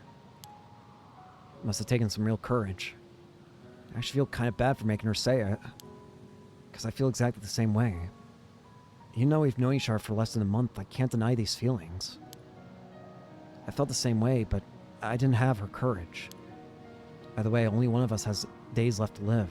The other, 795. That's why. Yuzo was saying he wanted to find mermaid flesh. He wanted to find a mermaid. But he had only until tomorrow. It's for Sato. Telling her how I felt would mean nothing.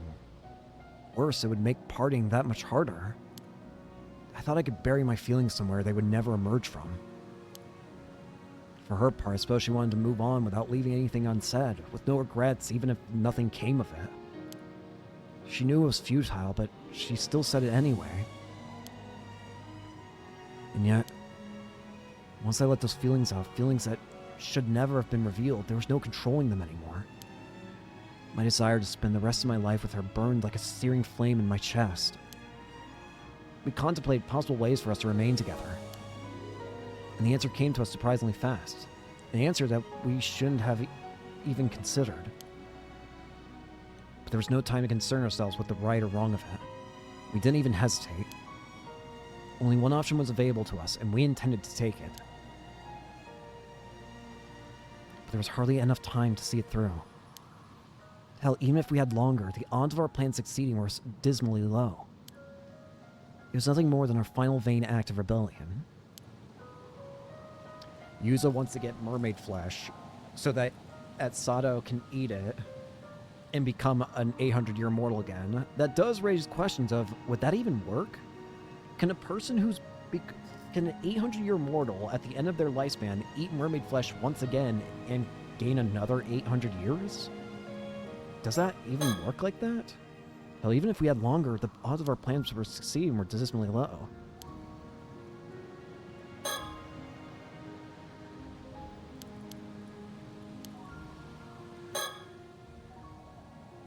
What are you thinking about? Huh?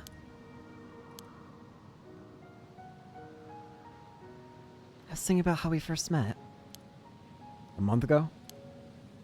Yeah. Back then you said you wouldn't bother me. But you peeked out over at me like 5 times, didn't you? I thought I was being sneaky, and you even counted the number of times. But if you were counting, I guess you must have been watching me too, right? I didn't even realize I was giving myself away. But you're right, I was looking at you. So that's why you crept up behind me to scare me, huh? I wasn't trying to scare you. I just want to see your surprised face. So you were trying to scare me. Well, you honestly got me good. You definitely got me back the next day. I love that memory. With a memory like that, there's nothing else I need. I have no regrets. Come on, you can't be all fulfilled and complete already. We're only just getting started. Right. Only getting started. Can't believe she was thinking about that day at a time like this. The carefree side of her is so dang adorable, though. I can't be upset with her.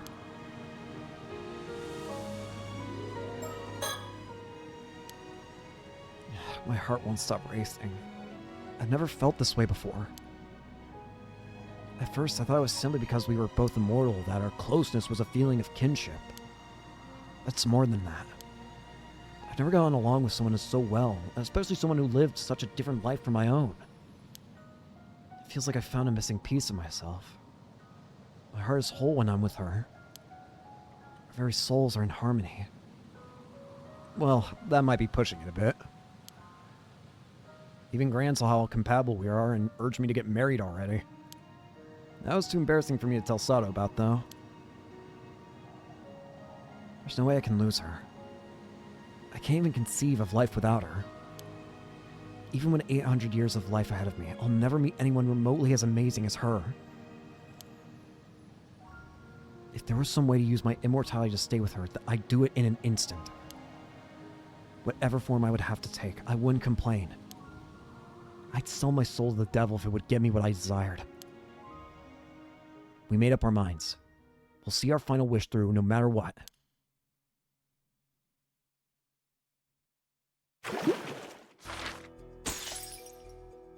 Now let's look at it from Sato's perspective. Oh boy. The summer breeze feels perfect, and the clear sky is sparkling with stars. Nothing relaxes me more than the whisper of the tide and the breeze in the trees.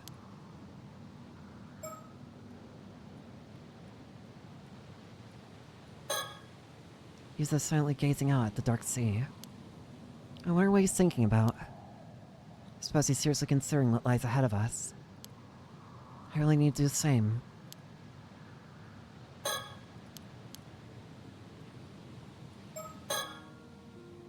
I'm so happy. I only have 2 days left.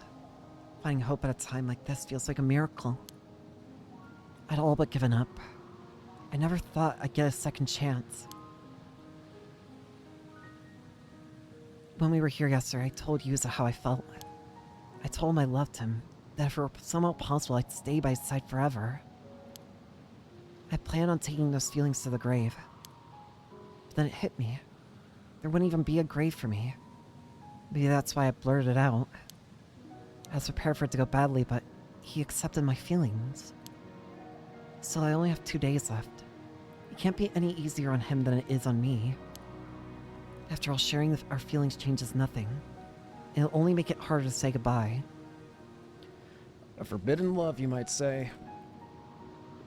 One immortal at the end of their lifespan and another just beginning it. Yuza confessed that he had been suppressing his feelings for the same reason.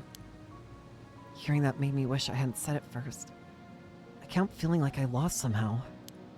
But looking back, that moment was the only time I could have said it, so I'm glad I did.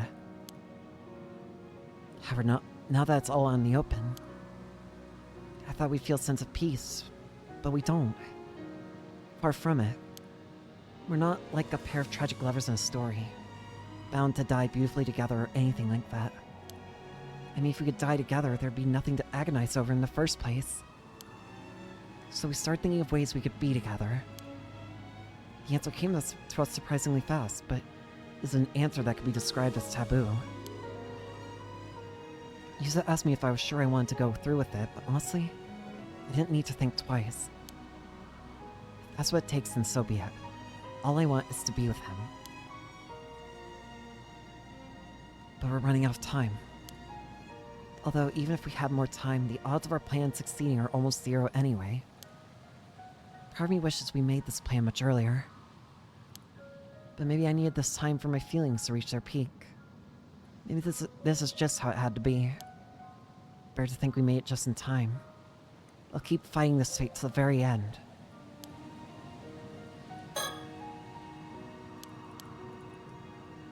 Part of me wishes we made... Yeah, we are. What are you thinking about? Huh? Oh, just our height difference. Oh, my heart's been bugging you. I'm small. Well, you know, we're gonna be like this forever. Don't worry, even with 15 centimeters between us, you look great, Yuza. Thanks, but that doesn't really make me feel any better. Hey, it's not your fault you were only in middle school when you became immortal. Nothing you can do now. You'll just have to live with it. Man, if that had happened just 1 or 2 years later, I'd at least be 5 centimeters taller. Wait, even then I'd still be 10 centimeters shorter than you. Wow, that's crazy. Sorry for being crazy tall. It's fine. I don't care if they're 15 centimeters between us. You're still my adorable Sato. Thanks, but that doesn't really make me feel better. Still, you must have stood out a lot back in your time, huh? Yeah, I was taller than most adult men back then. From what I can remember, I think everyone found me a bit creepy. Sorry to hear that. It's not like you could help it. Well, they treated me like some kind of monster because of it. Most people straight up avoided me. That's awful. On the other hand, I do remember at least one person back then who was trying to woo me. Who's that? Sounds like someone's jealous. Hey, I ain't the kind of guy who obsesses over his girlfriend's past. What's done is done. Nice line. I bet you've been wanting to say that one for ages. Still, I mean, you've been alive for so long. There's way too much history to worry about. Fair point. Honestly, I barely remember him myself. Although I don't think I liked him all that much. He was just somebody important I couldn't say no to. Or something like that. Huh, really? That's good to hear. At least as far as I can remember, anyway. I thought you didn't care, though. Well, I guess you having so much more experience under your belt makes me feel a bit out of your league. I see. Well, I'm the one who confessed to you, so I guess we'll call it even for now. Right, that works for me. Not sure what's even, but I'll take it.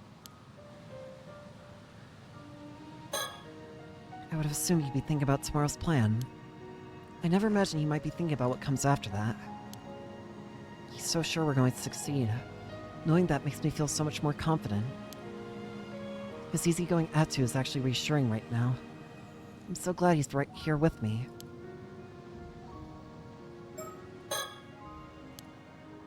My heart won't stop racing. I've never felt this way before. I didn't think I could feel something new after living for 800 years. The fact that he's an 800-year mortal too probably has something to do with it. With him, I feel safe. There's nothing I'd be afraid to tell him. That's not all there is to it. There are some people you know who you could know for decades and still not fall in love with them. And then there are those you know you can't live without barely a second after you met.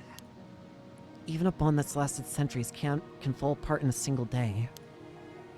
Love isn't measured by time. Maybe it's too much to say we're soulmates, but that's how it feels to me. Even Suyu's been saying we should get married because we're clearly made for each other. Not that I've told Yuza that. It'd be way too embarrassing. I don't want to say goodbye to Yuza. It feels like I've waited 800 years for him, and now a lot of things might be destroyed tomorrow. Everything the islanders have been protecting.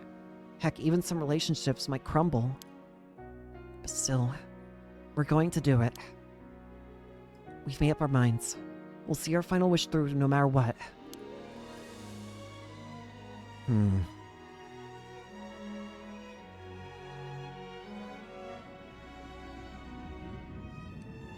Oh. My apologies for the interruption. I simply wish to confirm your understanding of a certain point. Yuzami Ikuchi and Sato Shironami attempted in vain to hide their feelings for one another, and now they are hatching a plan. Considering how much that you've remembered already, I'm certain you'll recall this fact as well. So let me ask you, what can be done to intertwine two lives that are never meant to stay together? Wait, what? Wait, what does this mean? Yuza, Sato, Shotaro, Azami, Tsukasa, Tsuyu.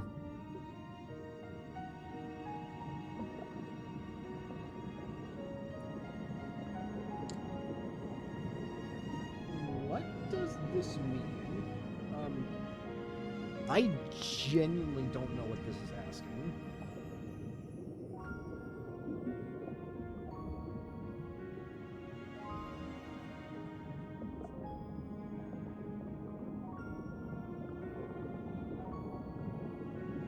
Like, what am I selecting here? Sato?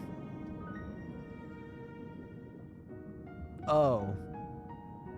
Must once again be made immortal. I think that's it. Sato Shironami must once again be made immortal, you say? That is correct, and you chose the right answer on your very first attempt. Well done indeed. Indeed, as there is no way to undo the curse of an 800-year immortal, the only way for them to remain together would be to somehow obtain the flesh of a mermaid.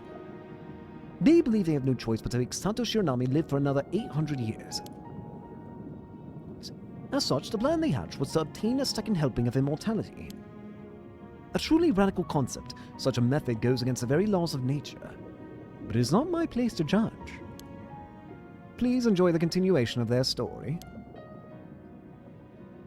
So they need to find a way of somehow making her immortal again, if that's even possible. I told Azami about our plan to find a mermaid, and he agreed to help. We'll go diving tomorrow and hopefully find a clue. I'm sorry I can't be of any more help. I just can't remember anything else. But I'm sure there was a mermaid on Taishima. Don't worry about it. At least now we know where to start the search. It really seems like my mom had some connection with mermaids though, huh?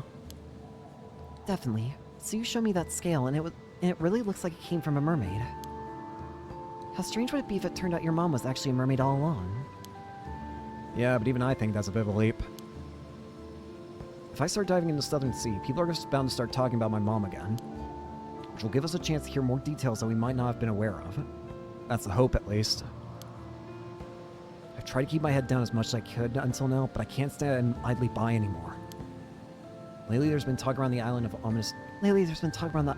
Signs. Maybe that'll work in our favor. You mean people talking about the storm coming?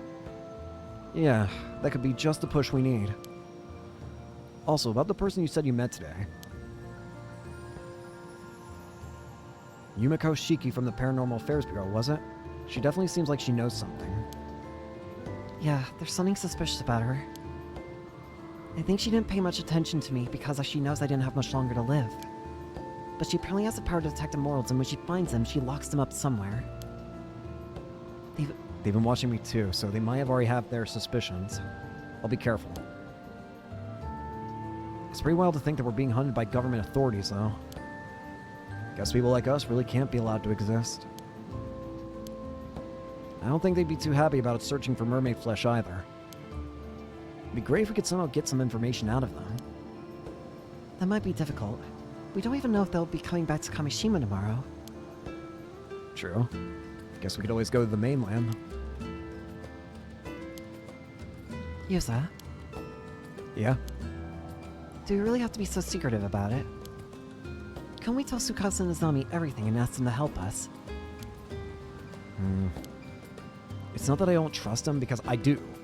It's just that the more people that there are that know a secret, the more likely it is to come out.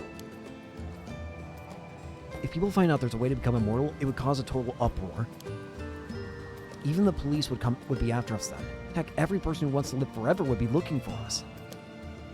We can't force Azami and Tsukasa to get caught up in all that. You're right. If anyone's going to get locked up, it should just be us. Exactly.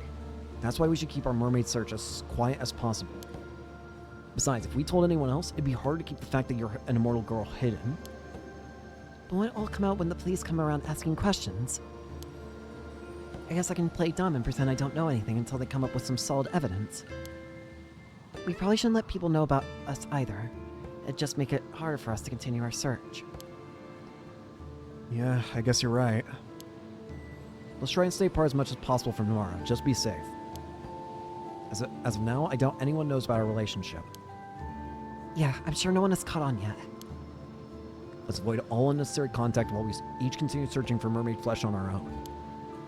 We can set specific times to meet up and share information, but we'll have to make sure no one sees us together.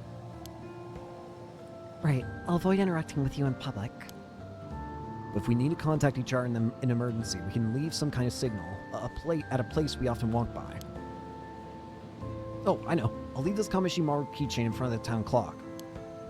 If you see it there, do you think you could come to the roof of the Antakisho? I know what you want. Oh, that's the one I gave you. Okay, Kamishimaru can be our go-between. Well, I guess that gives us 2 days to find out what we need. I know it'll take a miracle, but we can't give up. Right.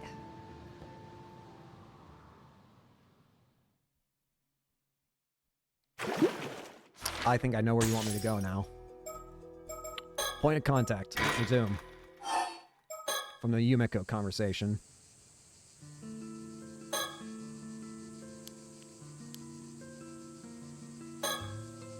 Yeah, passing through. I swear I saw someone catch a light just behind me for a second. Kamishimaru! So? Something wrong? Oh no, it's just that there's a Kamishimaru keychain laying on the ground here. Oh, you're right. You just chuck the poor thing out here. Yeah, I almost missed it. I'll rescue it.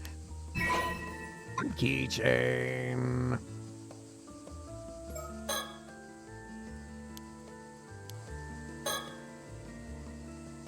So now I imagine that we need to go to continue the story. I know about the still-tied mirror. We're gonna get to the point where it asks us who to... The point of contact, it'd be best if it was... Tsukasa. I'll go look for Yuza. Tsukasa, you mind being the point of contact? Me? Sure, no problem. Let's see then. There we go! I'll wait by the community hall on Chua Street. There's also a phone there we could use. Okay, we'll make contact there if anything happens. Thank you. That would be a big help. Alright then, we'll retrieve the bronze mirror first, then track down Yuzumi Ikuchi and work on lifting the curse. Okay then, Sato. Good luck. If you find Yuza, please tell him everything that Suyu told us. I will. Leave it to me. No. Now, reality has changed. Claim. Sato entrusts Tsukasa with being the point of contact while she goes to search for Yuzumi Ikuchi. After that, I met with Yuza and told him what I'd heard from Suyu and Mishiki, that we need him to come to the community hall and lift the curse of the raging waves. But after that, I head somewhere else, this time for my own purposes. Where am I going? I'm going to the Minakuchi residence. Hello? Is anyone home? Who am I kidding? I know no one is here. Calendar. Calendar held up by the local association. There's one at Wakamora's place too. This one's still showing last month though. There's a circle around the day that marks the day Yuza came home. She must have really been looking forward to it. Is there a bird in here? I feel like there's going to be a bird in here. I know it! Bird up. I visited this room so many times while helping look after Suyu. The honest way, but people on this island don't usually lock up all that tightly. I'd also been asked to come here while they were out to help with chores, so by now I know the place well.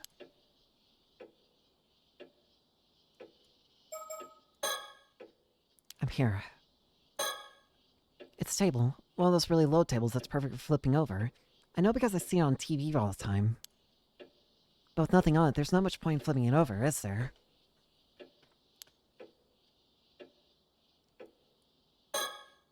A built-in cupboard fits snug against the wall. You can tell it's been here for a long time. These kind of cupboards help the room feel less cramped. I was so impressed the first time I saw one. Modern design sure is smart. The inside, though, is a bit messy. Suyu tends to toss anything in here to get it out of the way. A sliding glass door that leads out to an outdoor spot to dry. Doesn't get much sun, though. A household shrine for the sea god. Almost every home around here has one. Before heading out to sea, everyone always stops to pray here. Once they come back safe, they pay respects again to give thanks. This chest of drawers is mostly just Suyu's clothes. I still put away the laundry, so I have a rough idea what goes where, but they're still her personal things, so I shouldn't open it while she isn't here. All sorts of things are scattered on the floor here. Even with this much storage, people still leave things lying about. Guess some things never change.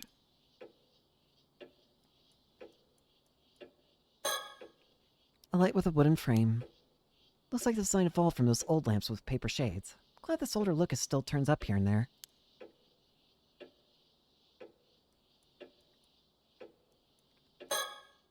This is the Miyakuchi family's altar. There are memorial tablets for Suyu's husband, her son Tosuke, and her daughter-in-law Mare here. I'm sure she never expected they'd all go before her. Must have been hard to deal with.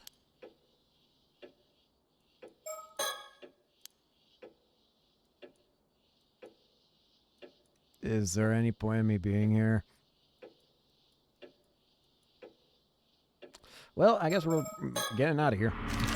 Lighthouse. What's at the lighthouse, though?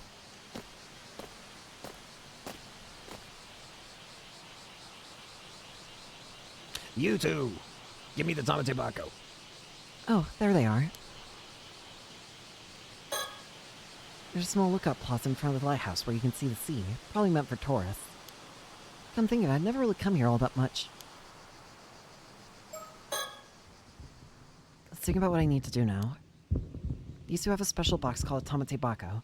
I need to get it from them no matter what. I have to find a way to convince them to hand it over. This is the only chance I'm going to get. I'll share what I know bit by bit to hook their interest and negotiate from there. Really not sure I can pull this off, but I have to try. Most have their own reasons for finding the Tamate Bako. If I can get them to give that up, maybe they'll hand it over to me without much fuss. What's the best way to approach this? I think I know exactly the best way. Because I know how Avi works. A lighthouse is such an amazing thing. One single beam of light can guide so many ships. Back in the day, if you wanted to sail at night, you waved clear starry skies or lit bonfires along the shore. It was a lot of work. Alright. You. Excuse me. You rang? Ah yes, could I speak with you for a moment? I know I... Permission granted. Oh, thank you. I don't mind. Oh, don't mind him. He always gets a little carried away. Right.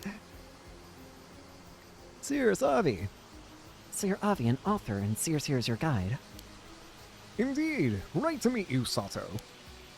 I've actually heard about you around the island. Really?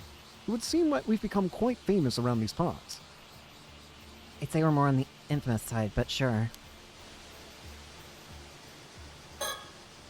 Her blonde hair is so beautiful. I've never seen it in person before. And her outfit also looks so unusual. Maybe it's traditional clothing from her country.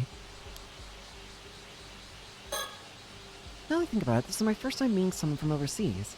They do feel different somehow, but I can't quite put it into words. Hello. Oh, hello.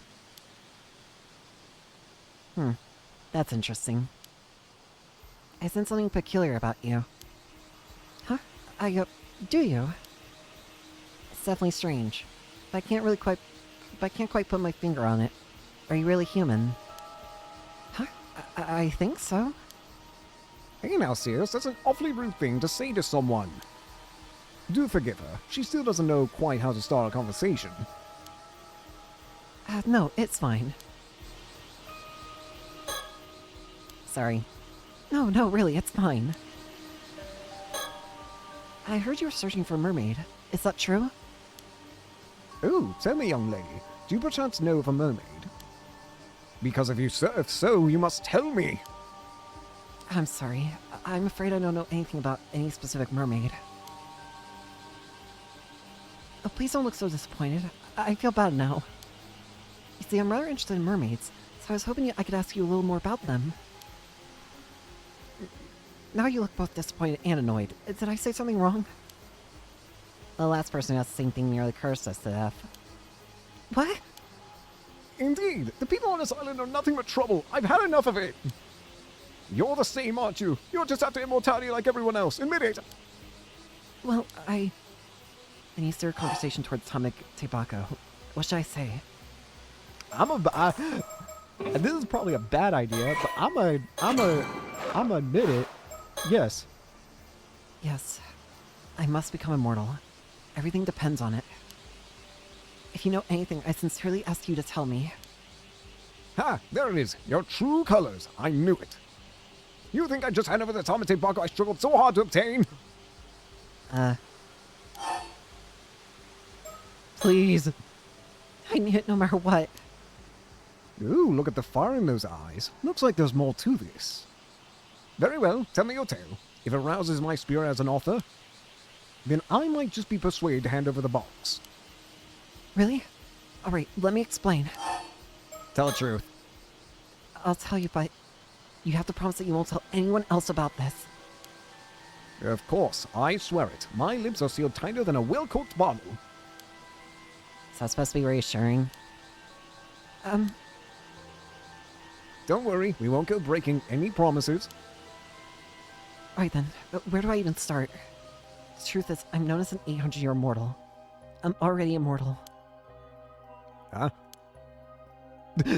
What? What? Is all that true? Wait, are you trying to say that you are that Osada from Kusawa? The real one? Yes, that's probably me.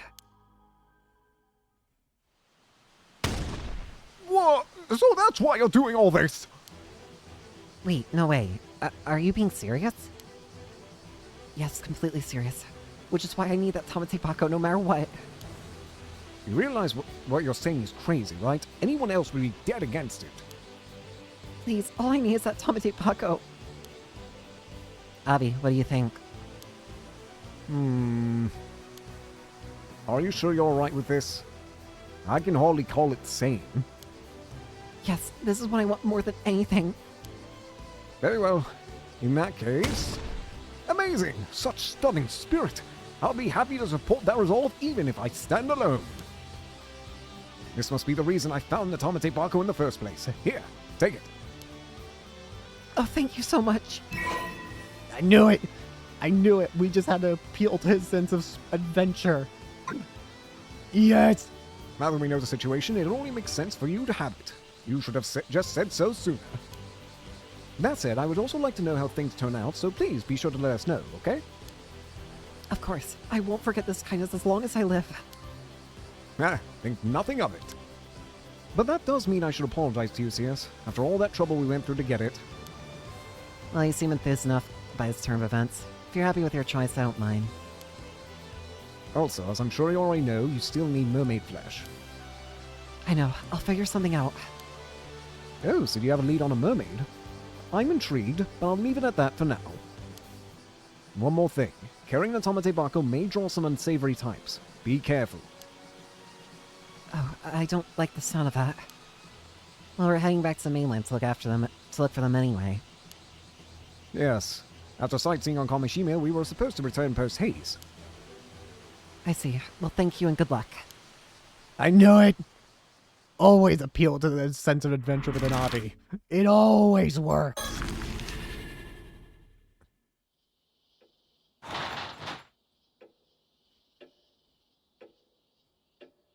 Hello?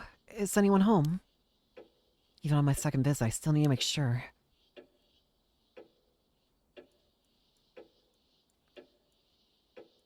Anything here change?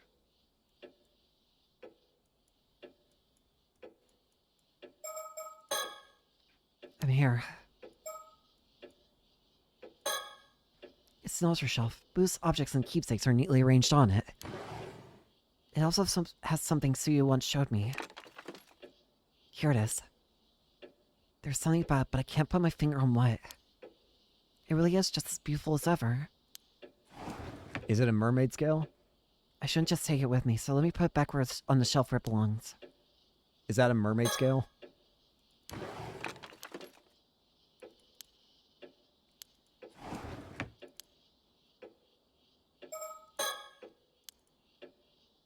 I'm gonna look around and I'm gonna get like jump scared, I feel.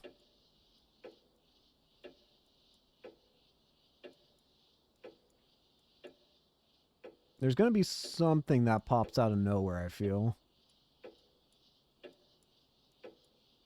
Bird up.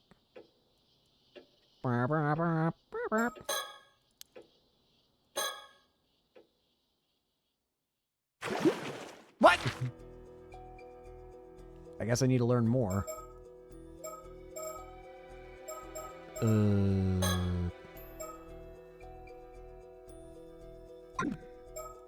Well, there are... What happens if I resume here? Start from Bay. This is when the option... Okay, yeah.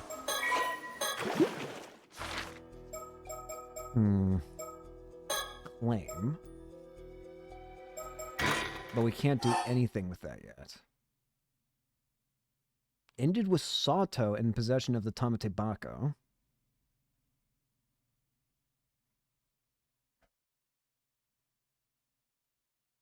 So... Do I need to continue to see what happens if I don't have the Tamatebako?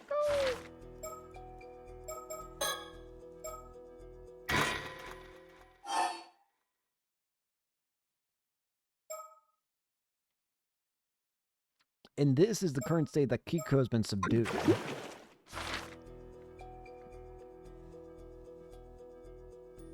The only thing that worries me is that once we actually start adjusting some of these parts, it's going to cause like a ripple effect, I feel. Maybe we're not going to be beating this game today. Maybe I should remove that. Let me go ahead and change that. Because maybe we're not beating this game today. I'm not sure. I thought we would be.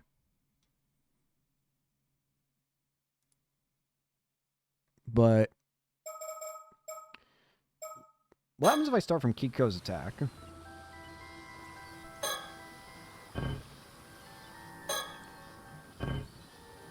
Kameishi Maru. The handle. I'm a bit worried about doing this because it's going to cause a lot of things to shift around. I'm worried about. But I'm not going to be able to get anywhere without doing it. Do I have the card at this point? I have the hand mirror. What happens if I just throw this away?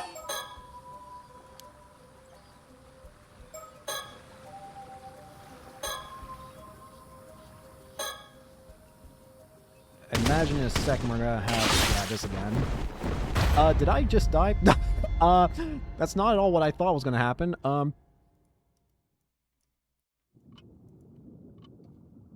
Umei, you seem to have met with a rather unpleasant fate.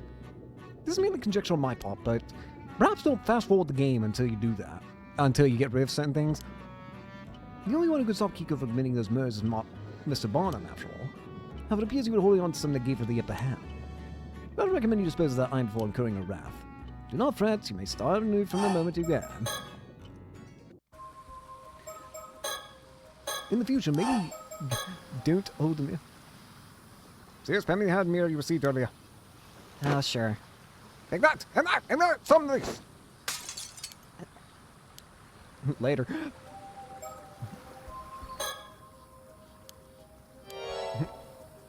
But thing is, we can still get attacked because of the card.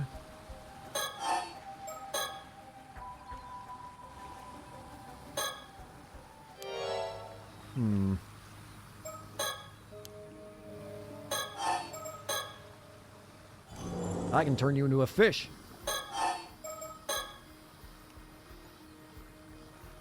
And I'm going to turn you into a fish in a couple of minutes here.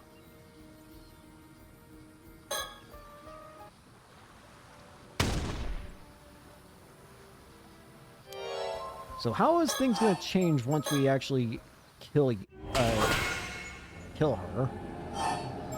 Later, loser. Die.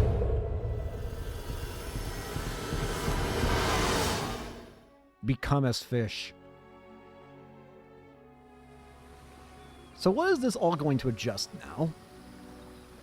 Retrieve the curse stone from the ocean. Are you alright, Avi? Well, I barely made it out alive, but I can't say I feel particularly good about it. So here comes to this. No turning back now, it seems. This is what happens when you deal with curses. Yep.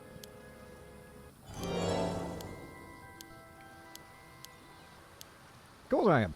Give me the stone. Let me see the horrors beyond imagination. So how are things going to change now that Kiko is supposed to be dead?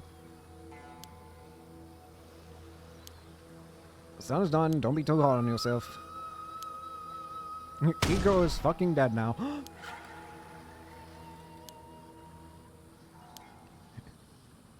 Yeah. Yep, some of the cars are dead.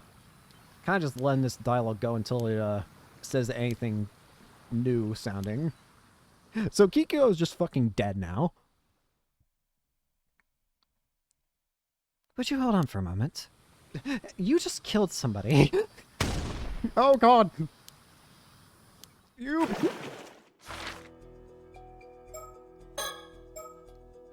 Hmm? Ah! Current state, Kiko has died. So I guess certain things might have adjusted in some of these other scenes now that Kiko's dead. That's my best guess. So what if I start from the Miyaguchi residence now?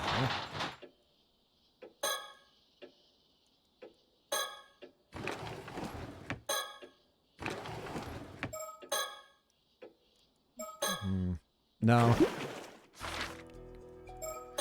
What about conclusion here?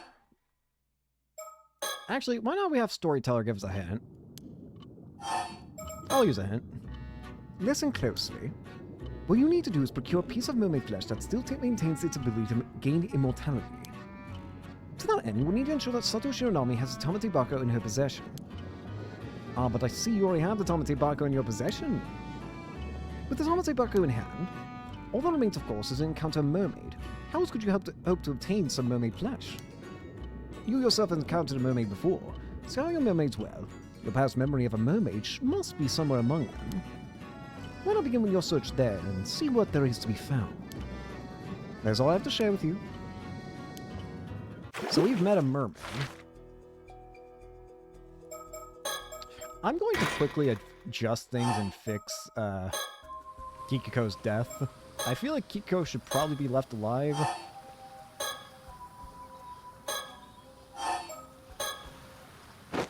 Later.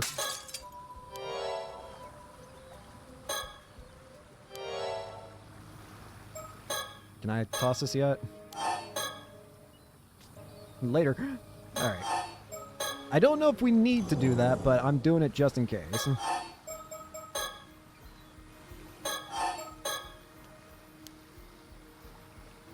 Do-do-do-do-do-do-do-do.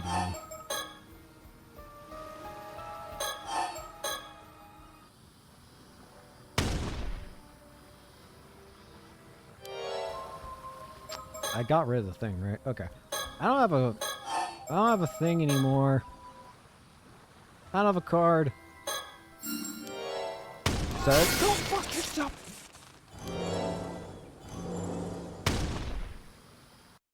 So at some point we've seen a mermaid. Have we? But where?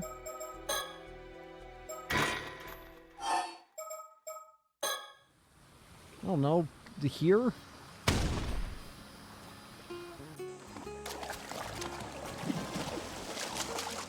I don't think here. When have I encountered a mermaid? What? I don't know.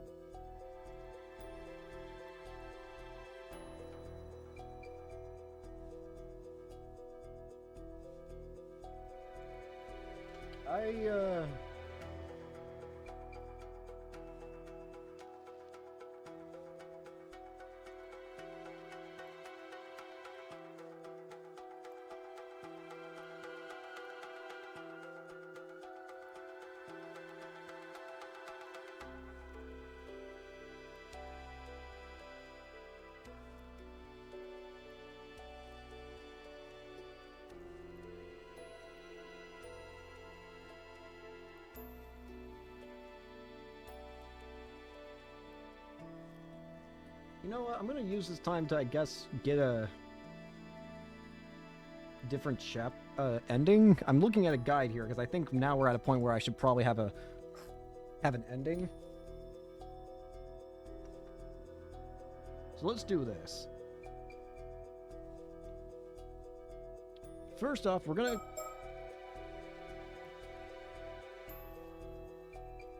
So we're gonna go back to claim, and we're gonna have Arnhem keep his box.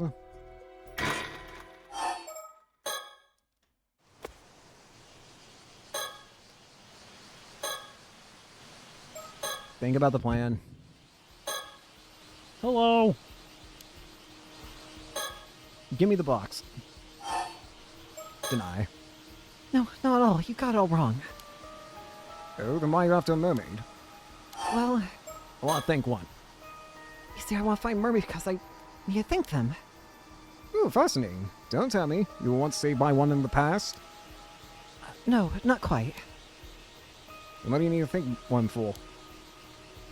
I'm sorry I made that up. I just want to find and meet one, that's all. Oh, so that's the only reason. So do mermaids really exist? Haha, as it happens, 400 years ago, there was an island near here called Taishima. There are legends that tell of 3 mermaids who lived there, Hayase, Sobe, and Megane. Oh, so there were 3. But sadly, even after all our painstaking research... Sorry, I had to check something. We've confirmed that meeting any of the 3 is now hopeless. What? No way. So my advice on meeting mermaids is this, and this alone. It's time to give up. Unless you happen to know what things we don't, of course. Oh, I see.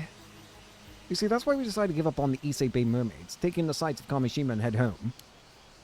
There are mermaid legends scattered all across the world. We have all the time in the world to begin the search anew. Oh, so it really is that hopeless. Plus, we can't linger on this island much longer anyway.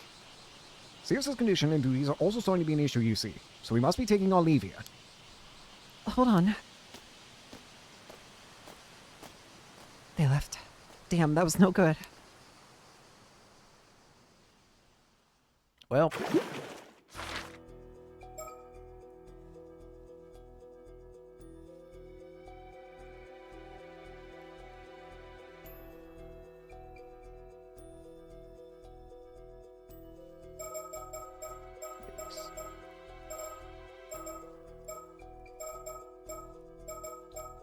something's really wrong with my, completion.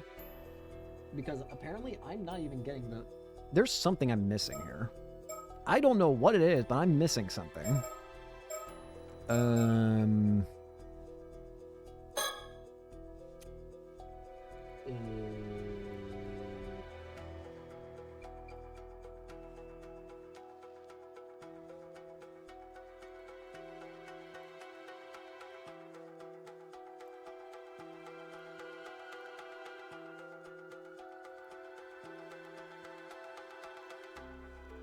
I don't know.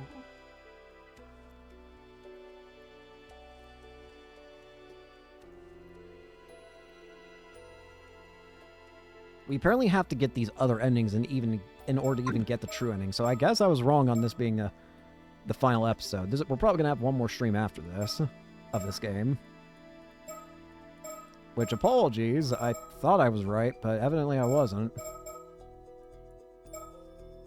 Especially since I'm not a smart man. We're missing something. Apparently we've met a mermaid. Where have we met a mermaid? There's only one mermaid that could possibly exist, which is Sobe. But where? There are only 3, technically 4, well, actually, is it asking me to go to the underwater gathering? Is it actually? This is the only thing that makes sense at this point. Do I have to do fish?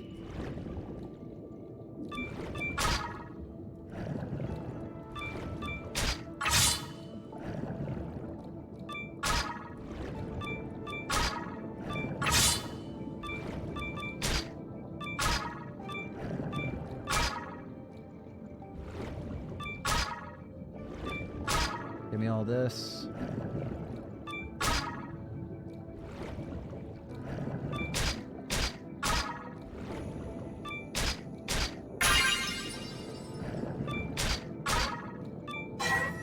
Get me out of here!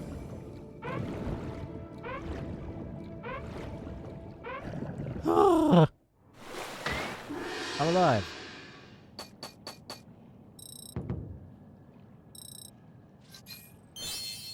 Rank 13. Oh, let's get gathering up, I guess. So we can find out more spots. This is the only marker that has, like... I don't know.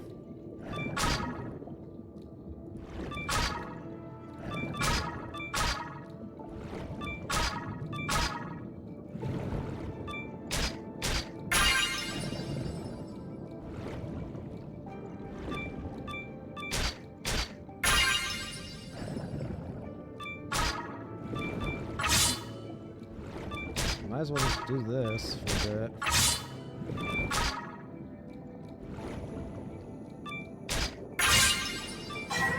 Alright, get me out of here. Please! I need... Hopefully that gives me a lot of points.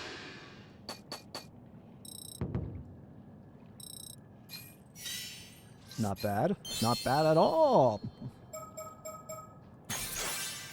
More searching. Reach a fishing high score of 1,500 points. What is this mystery thing? There's gotta be something down here that I'm, like, haven't done yet.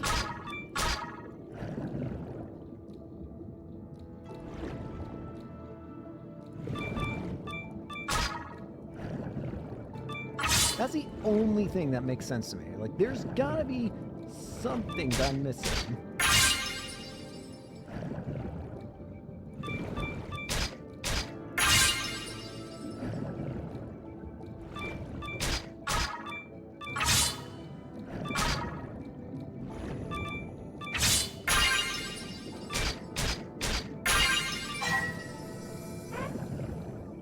I didn't mean to hit up, but I guess we're doing up. I didn't mean to hit up. But I guess we up here. Well, I still got the 1.5 times bonus, so... Nice! I guess give me gathering so I can hopefully insta-break certain things. Wasting less oxygen on braking.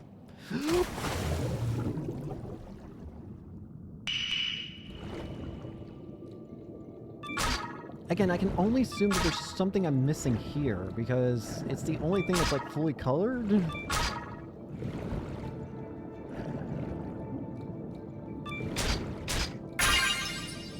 I don't know.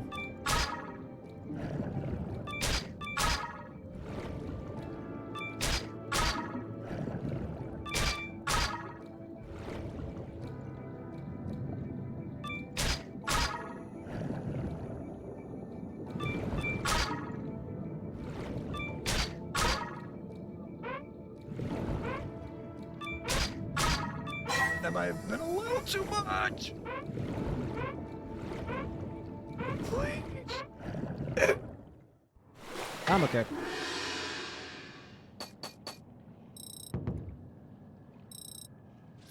Nice. Searching. We got max searching. Whee. Again, for all I know, I might not even be doing something that's actually, like, helping me. I don't know. Admittedly, the game is not giving me the most clear identity of what to do. Maybe that's my own fault for being stupid, but... It says I should have seen a mermaid at this point. But... where? At what point would I have seen a mermaid? I genuinely have no idea what the game is talking about in regards to that. The only mermaid we could have met is Sobe. But I don't ever recall meeting Sobe. Not once, not a singular time, gamer.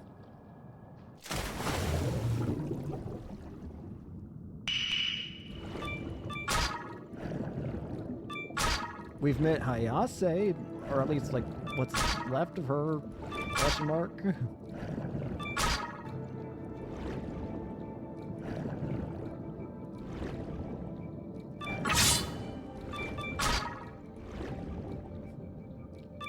But again, aside from those instances, I don't really know what else is going on.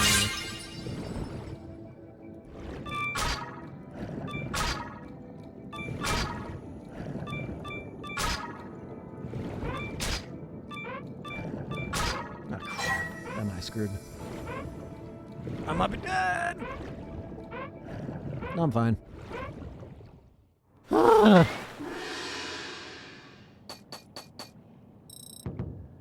14. Is that max rank for, yeah, all stats maxed out. Master Diver achievement. Reach diver rank 17.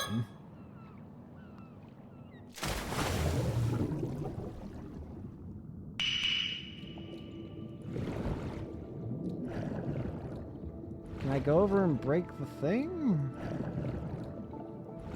No. Oh, there's something over here. Bird up. Well, I might as well go back because of that. Ay, ay, ay.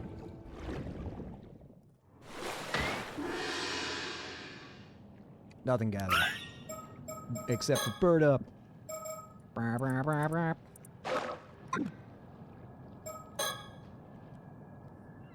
Whee! Hopefully having all stats maxed out means I can find something. Again, I don't know if what I'm doing is right. It's probably not. But I don't know what else to do. Can I go out this way? Nope.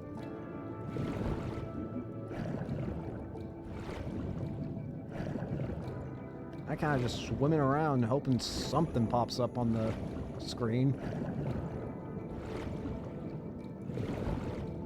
Oh, so something did pop up.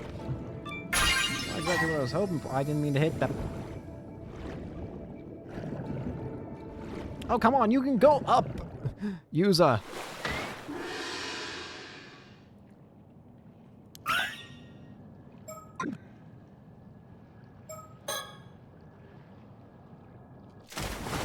running out of ideas.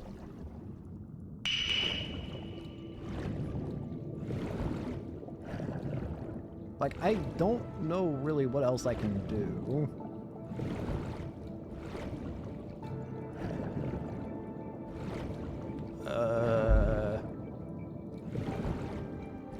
What if I try going down the hole again? Maybe that'll do something. Screw it, I'm going down the hole. Here I go!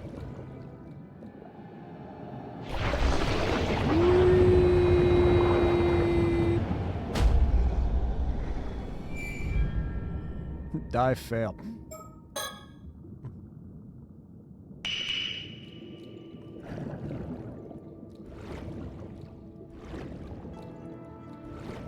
Evidently, that did jack.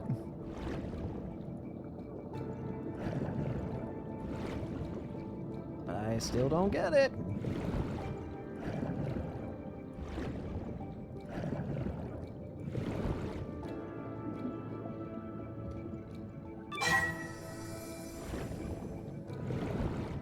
Yeah, I don't get it. What? How did that count?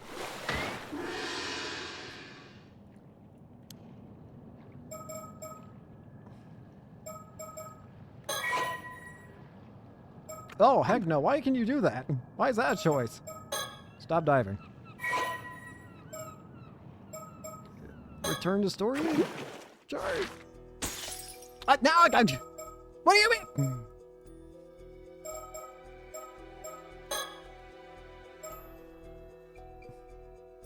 I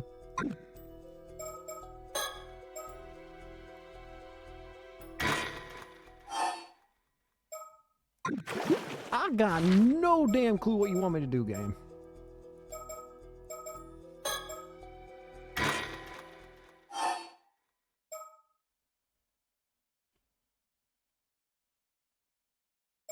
I got not a damn clue what you want me to do. Do I resume from here? What?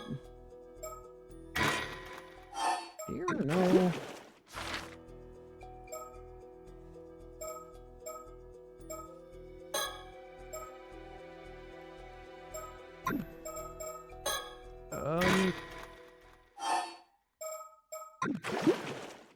I'm gonna need this guide's help for real. Because I genuinely don't have any idea.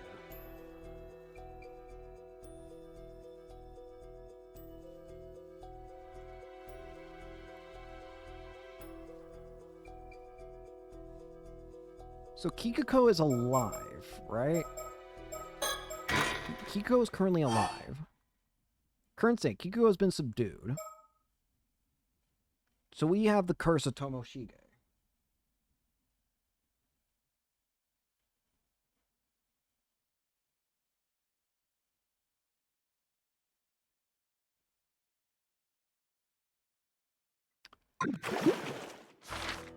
So there's a problem.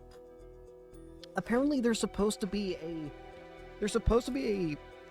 a scenario called an exciting Ise-shima adventure, but I don't have that.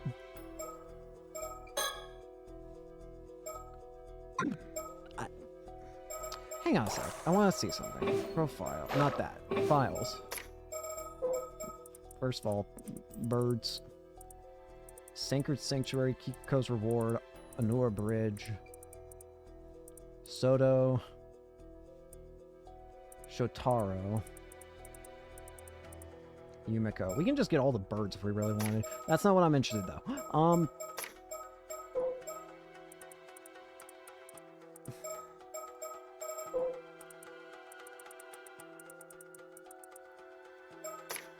How does this work?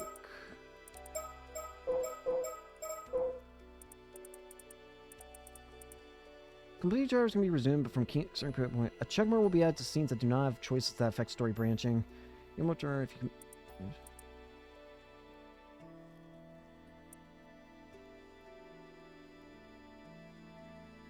Two phases that must be completed to fully complete a chapter. If a chapter is finished while there are tasks to be done, the chapter will not be dim, but will instead remain lit up.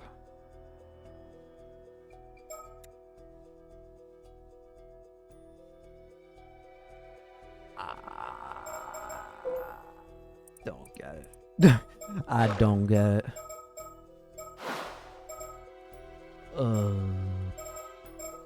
Maybe I'm the stupid one. Potentially. Maybe. Just maybe. I'm the dummy. I don't deny that.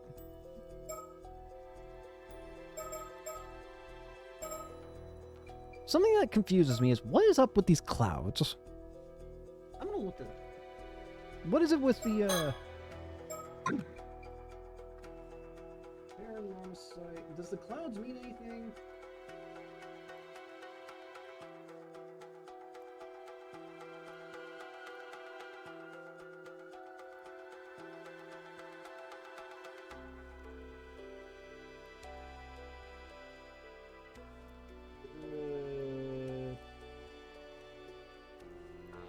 I don't get it. I just don't understand. Why is it that I'm missing something? Okay, hang on. Let me look at this guide.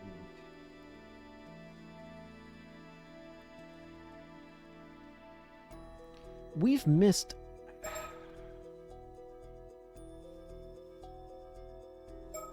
Possessions claim in conclusion.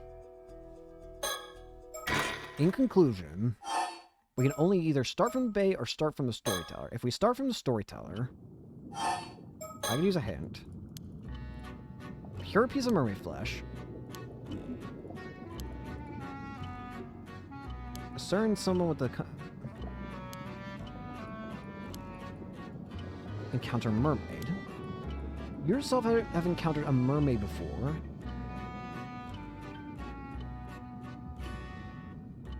So I've encountered a mermaid before.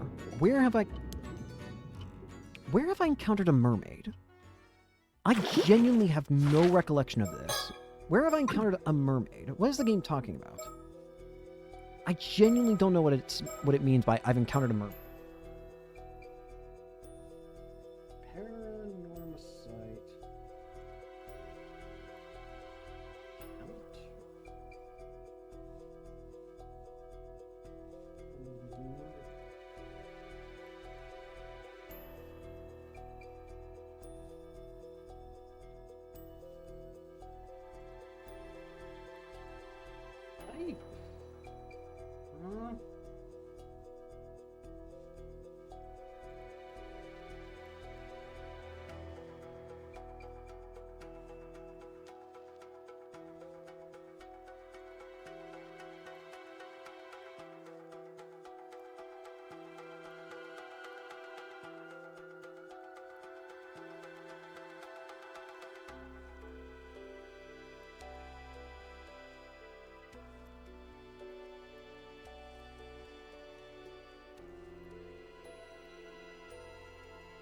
What?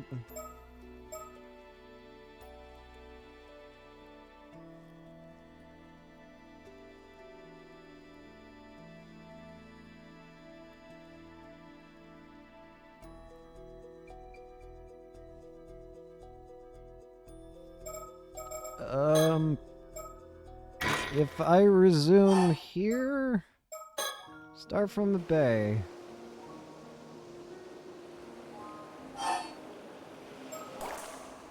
Wait, what if I have an idea. Hang on. Go back to claim and get that box. Think it. Call out. Talk out. Admit. Please. Tell the truth. The only thing that comes to mind is if I do this and then go back to that scene, maybe?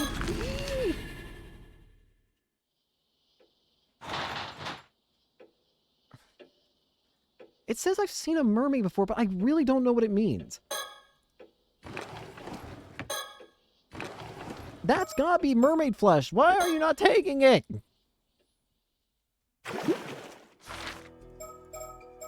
If I go back here, start from the bay.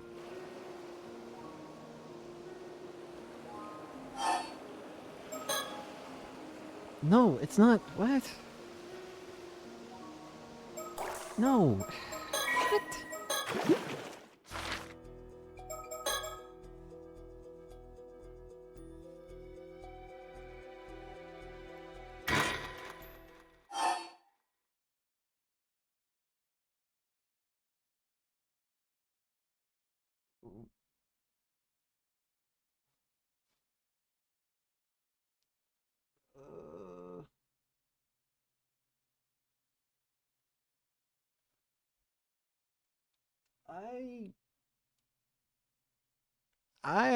What?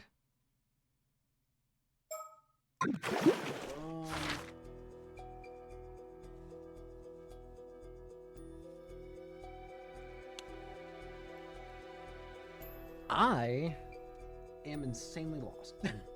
I am insanely lost right now.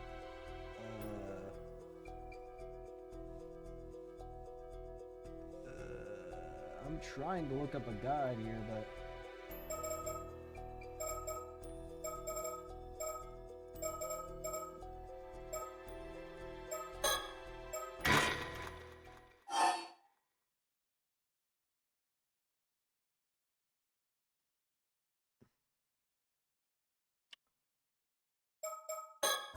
If I just talk to you...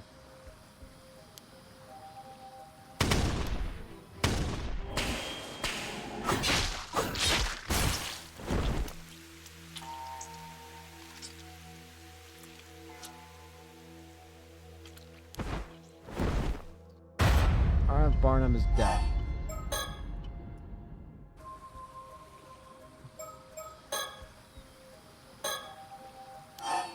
If I let her die...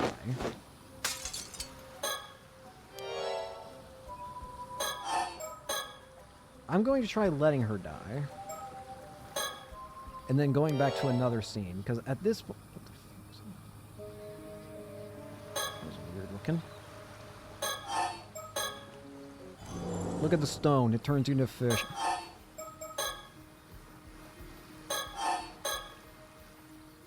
Use a stone. First stone. Tama tobacco.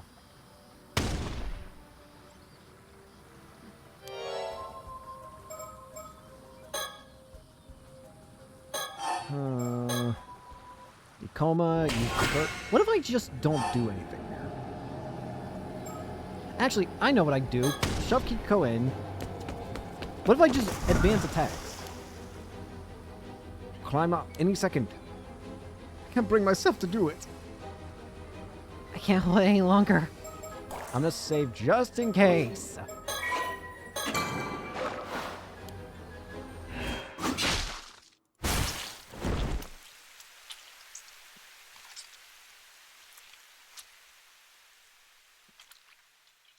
My dream forever left unfulfilled. Javi, Arnav Barnum is dead. What did you say to me? Accept what must be done.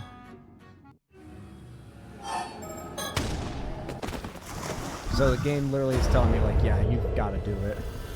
Alright, well. You killed somebody.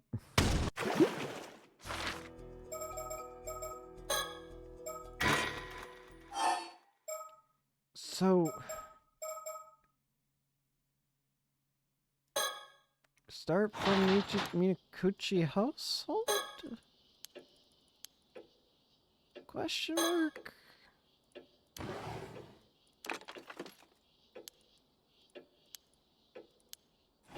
It's mermaid scale. I bet you that's mermaid flesh.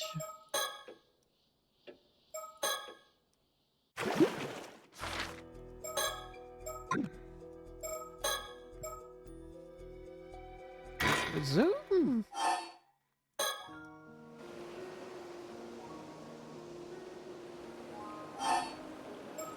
No. What? What is wait, what?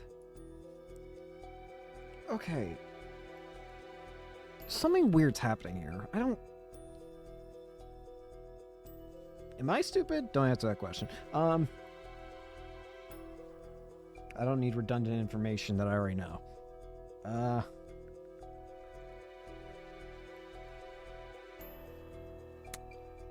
What am I...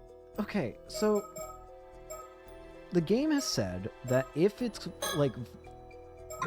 You know what? I'm gonna... I don't know if I trust the game fully. I'm gonna see something. Not that.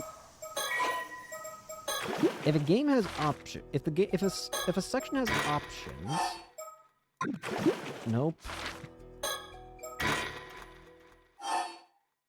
All these are options.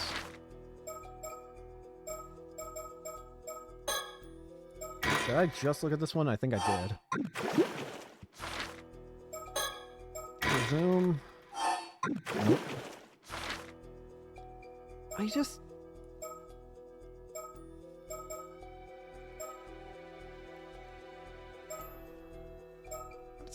What? Resume?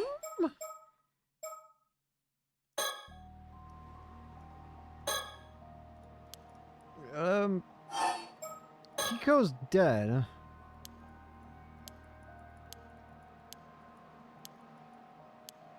Are we gonna say anything about it?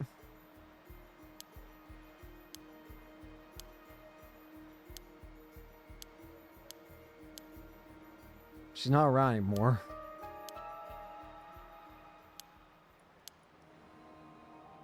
What?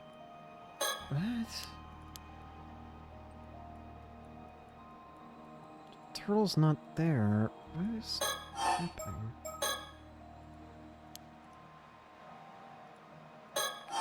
It's just... what?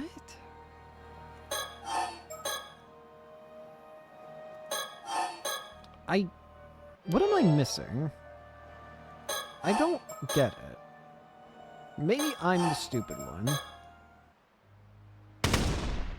But...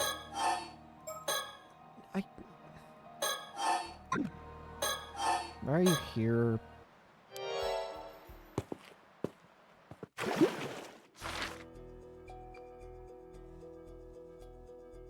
What the fuck is going on? What if I try talking about the box now that Kiko's dead?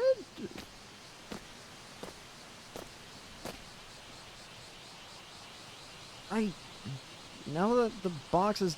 maybe now that... I really am confused. Avi...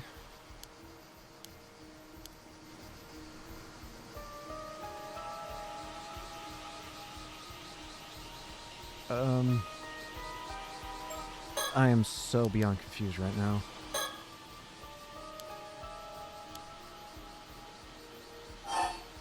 Deny? What if I let him keep it this time?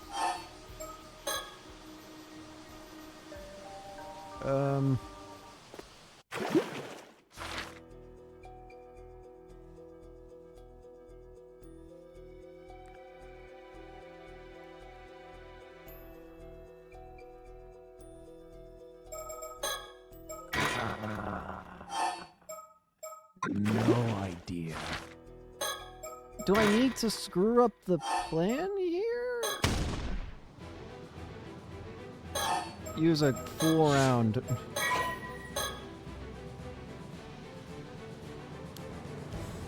I would sure do my part.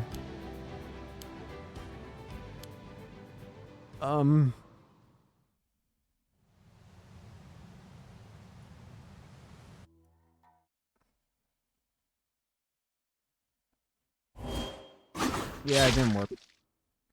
Yeah. I didn't see it happen, but from the sound of his voice, I knew he wasn't bluffing. I made the wrong choice. I should have done as Tomoshige said.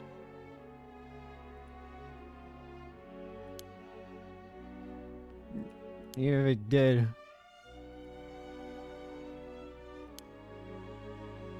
No way to fight him. Well, now this just leads to the ending. Yeah, this just leads to Tomoshige's ending or whatever.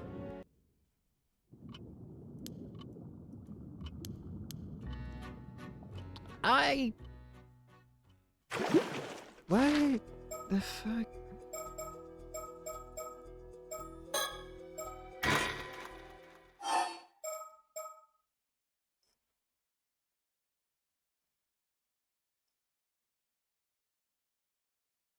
What is happening? I don't... what?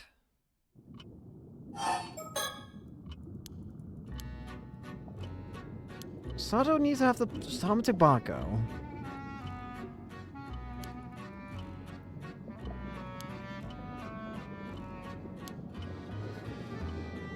Encounter a mermaid.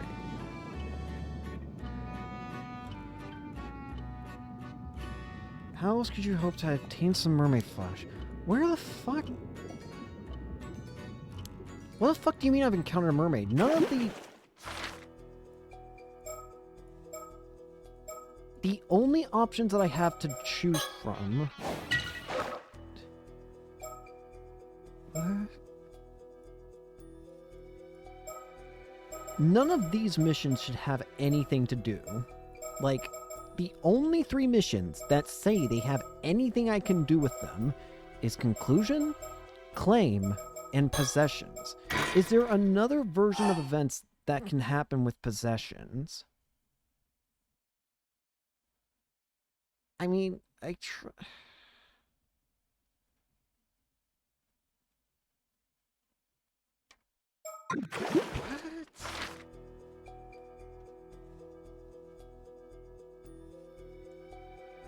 Possessions.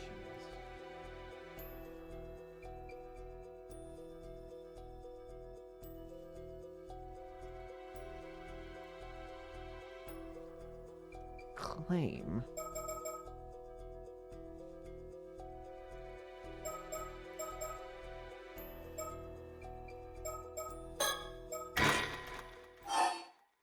Avi has the box.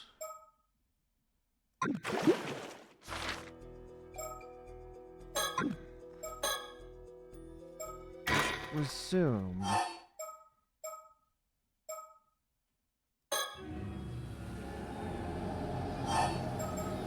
Shove her in?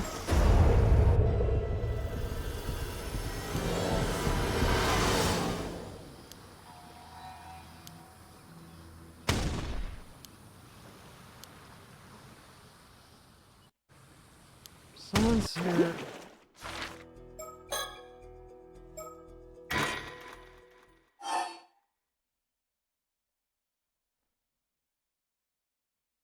I am so confused.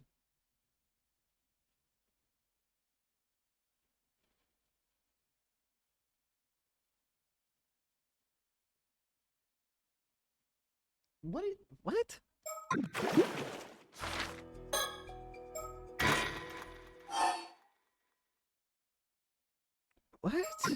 Just...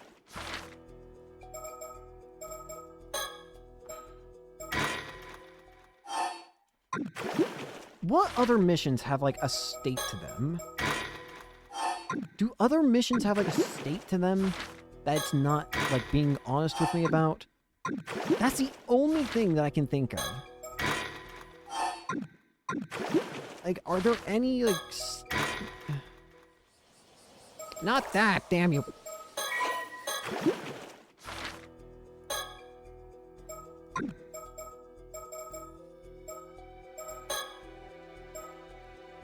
What is this? What do the clouds mean? I don't get what the clouds mean.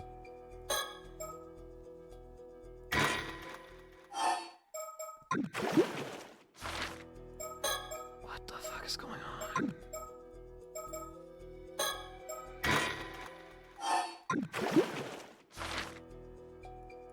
Not that real name.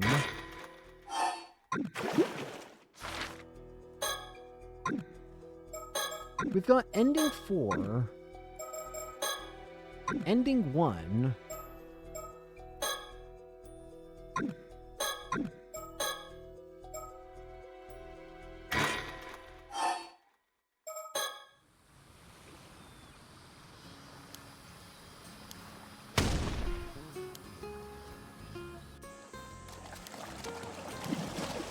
What?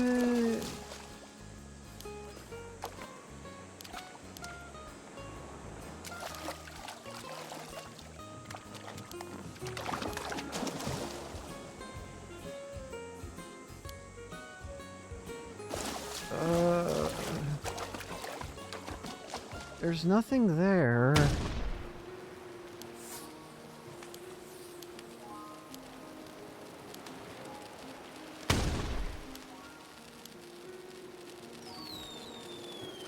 Nothing there.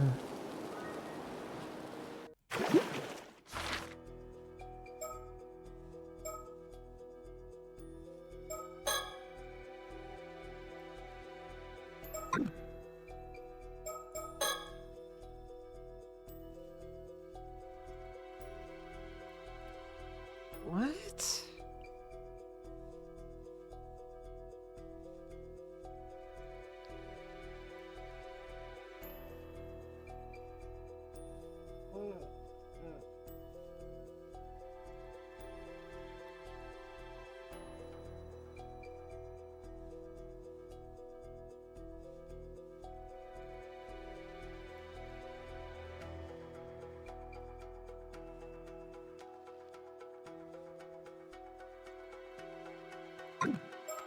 I don't...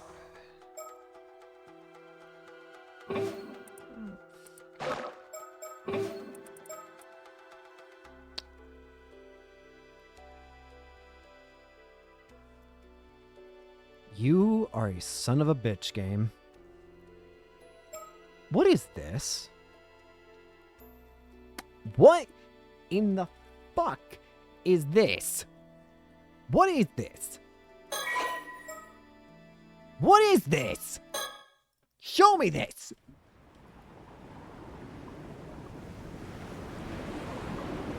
I still have that message you left me. You do? Must have been dried up ages ago. The thoughts I wove into it should have faded too. Surely you can't hear the message anymore. Yep, I can't hear a word. It doesn't matter. It's an important memento, and a part of you as well. That's enough for me to treasure it. Oh, come on. You're going to make me blush. I was really happy when you shared this with me all that time ago. Well, you know. I can't just show myself in front of anyone, can I? Ah, memories. Is there really no way to hear the message again after it's dried up? If you found a way to return it to the environment of the internal world, it would be restored to its original state. You might be able to hear it again. Maybe you can do that. Using the Tamatebaka would probably do it. Oh, but I don't think a normal human would be able to hear the message anymore. Sorry. Guess it's impossible anyway, after all. Oh, that's too bad. But if you were a spirit, you might be able to hear it by retracing the echo it left in your mind. Wait, wouldn't I have to be dead for that? That's a no-go then.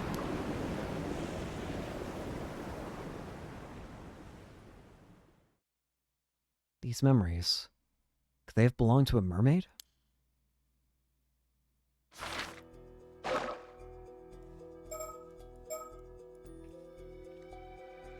Nothing changed!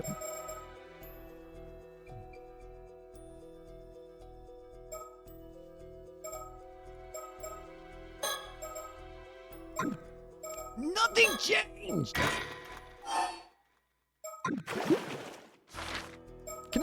Can I do this now?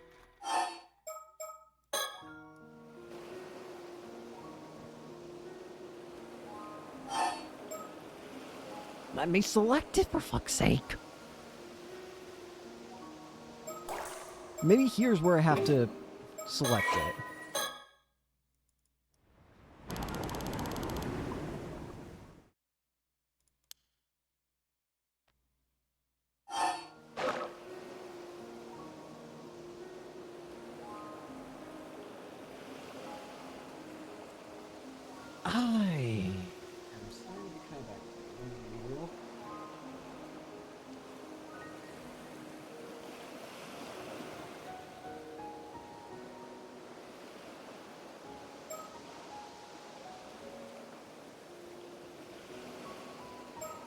Can I, wait, now the guide's saying maybe try doing...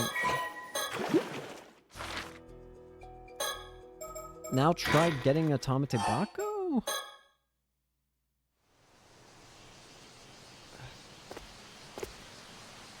If I have to do this one more fucking time, I'm gonna lose my shit.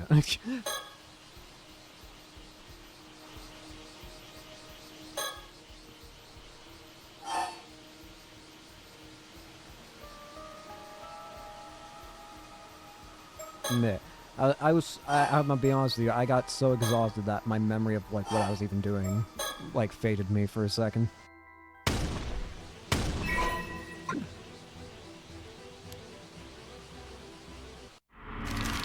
Can I put it in the stupid box now? Because I'm genuinely starting to get a bit upset about this. There we go! Fucking finally!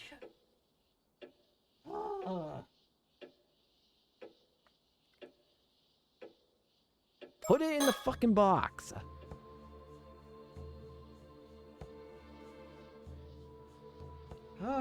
Sorry, this is... Maybe something will happen if I put this in the Tamatebako.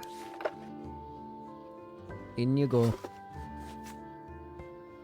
Okay, it's in. Nothing happened. Darn. Way longer. Let's wait a little longer. Oh, still nothing. I'm waiting longer. Way longer. Longer.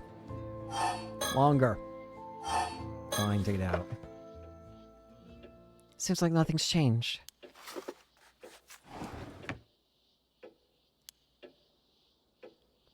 I'ma lose my fucking shit, man.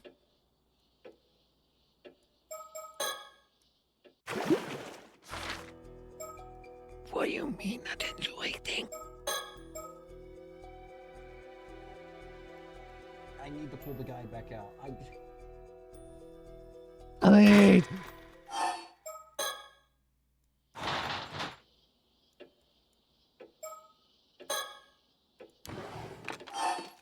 Put it in the box.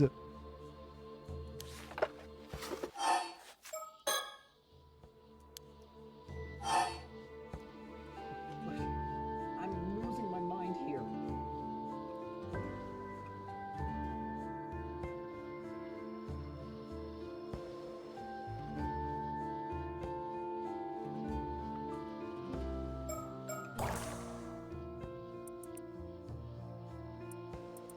Whoa, whoa. Oh, what the fuck? Hello, Mayor. Can you hear me? I tried to weave my thoughts into the scale to leave you a message. I hope it reaches you. Listen, I came up with a secret signal for when you need to call me. From now on, if you don't use the signal, I won't respond, so be careful. You need to call me 4 times, leaving at least 3 seconds between each. That's the rule. What the fuck does that mean?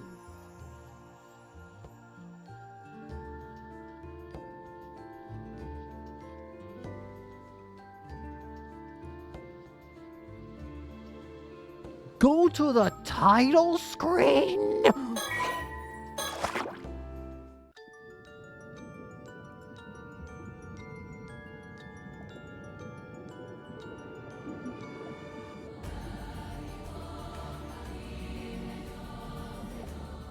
Oh my fucking god. Oh, you know that signal, do you? That signal is extremely important to me. I won't allow just anyone to use it, least of all on some childish whim. So first I have to be sure. Who are you? I think it's Yuza. That's who we've been this whole time. Yuza. So you do know. Allow me to welcome you, Yuza Minakuchi. Or rather, Yuza Minakuchi's severed consciousness. When we got our head fucking sliced off. That's when it happened. That's when we came to exist, isn't it? I am the mermaid called Sobe. You've passed through here 7 times now. I suppose it's not that strange you noticed me. This fucking game is gonna throw me up a wall. This is a place you humans call Ryugo. Yep, sure shit. I would not have fucking found that. I'm gonna be real with you. Though I hear it's also called things like the Eternal World and the World Beyond. Feel free to call it what you like. Whatever the name, it's one of the many worlds that souls of the departed move on to afterlife. Well, I suppose that's not entirely accurate. The space we're in now serves more as its boundary than anything else. There's something I've always thought to talk to you about. Something I had to talk to you about if we ever happened to meet.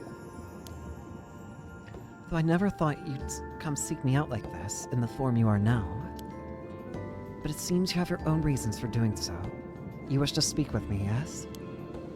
So what shall we talk about first? What do you mean by boundary? How to explain? This is a space that connects the 2 worlds you can travel between. The world the living Yuza Minakuchi inhabits, and the world that you, a severed portion of Yuza Minakuchi's consciousness, usually exist in. As a spirit, you will always pass through this space when traveling to the world of the living. Normally something like this would be unthinkable, if not impossible. But it seems there's something of an exception. Tell me about my mom. You're asking if Mare and I were friends. I'm only going to say this once. You might be Mare's son, but I won't stand for you intruding upon our relationship. The relationship Mare and I had can't be described by so simple a word as friends. This isn't the only world that souls of the dead journey to afterlife, to afterlife, you know. The number is immeasurable. There are worlds beyond counting. Mare's soul has gone somewhere far, far away.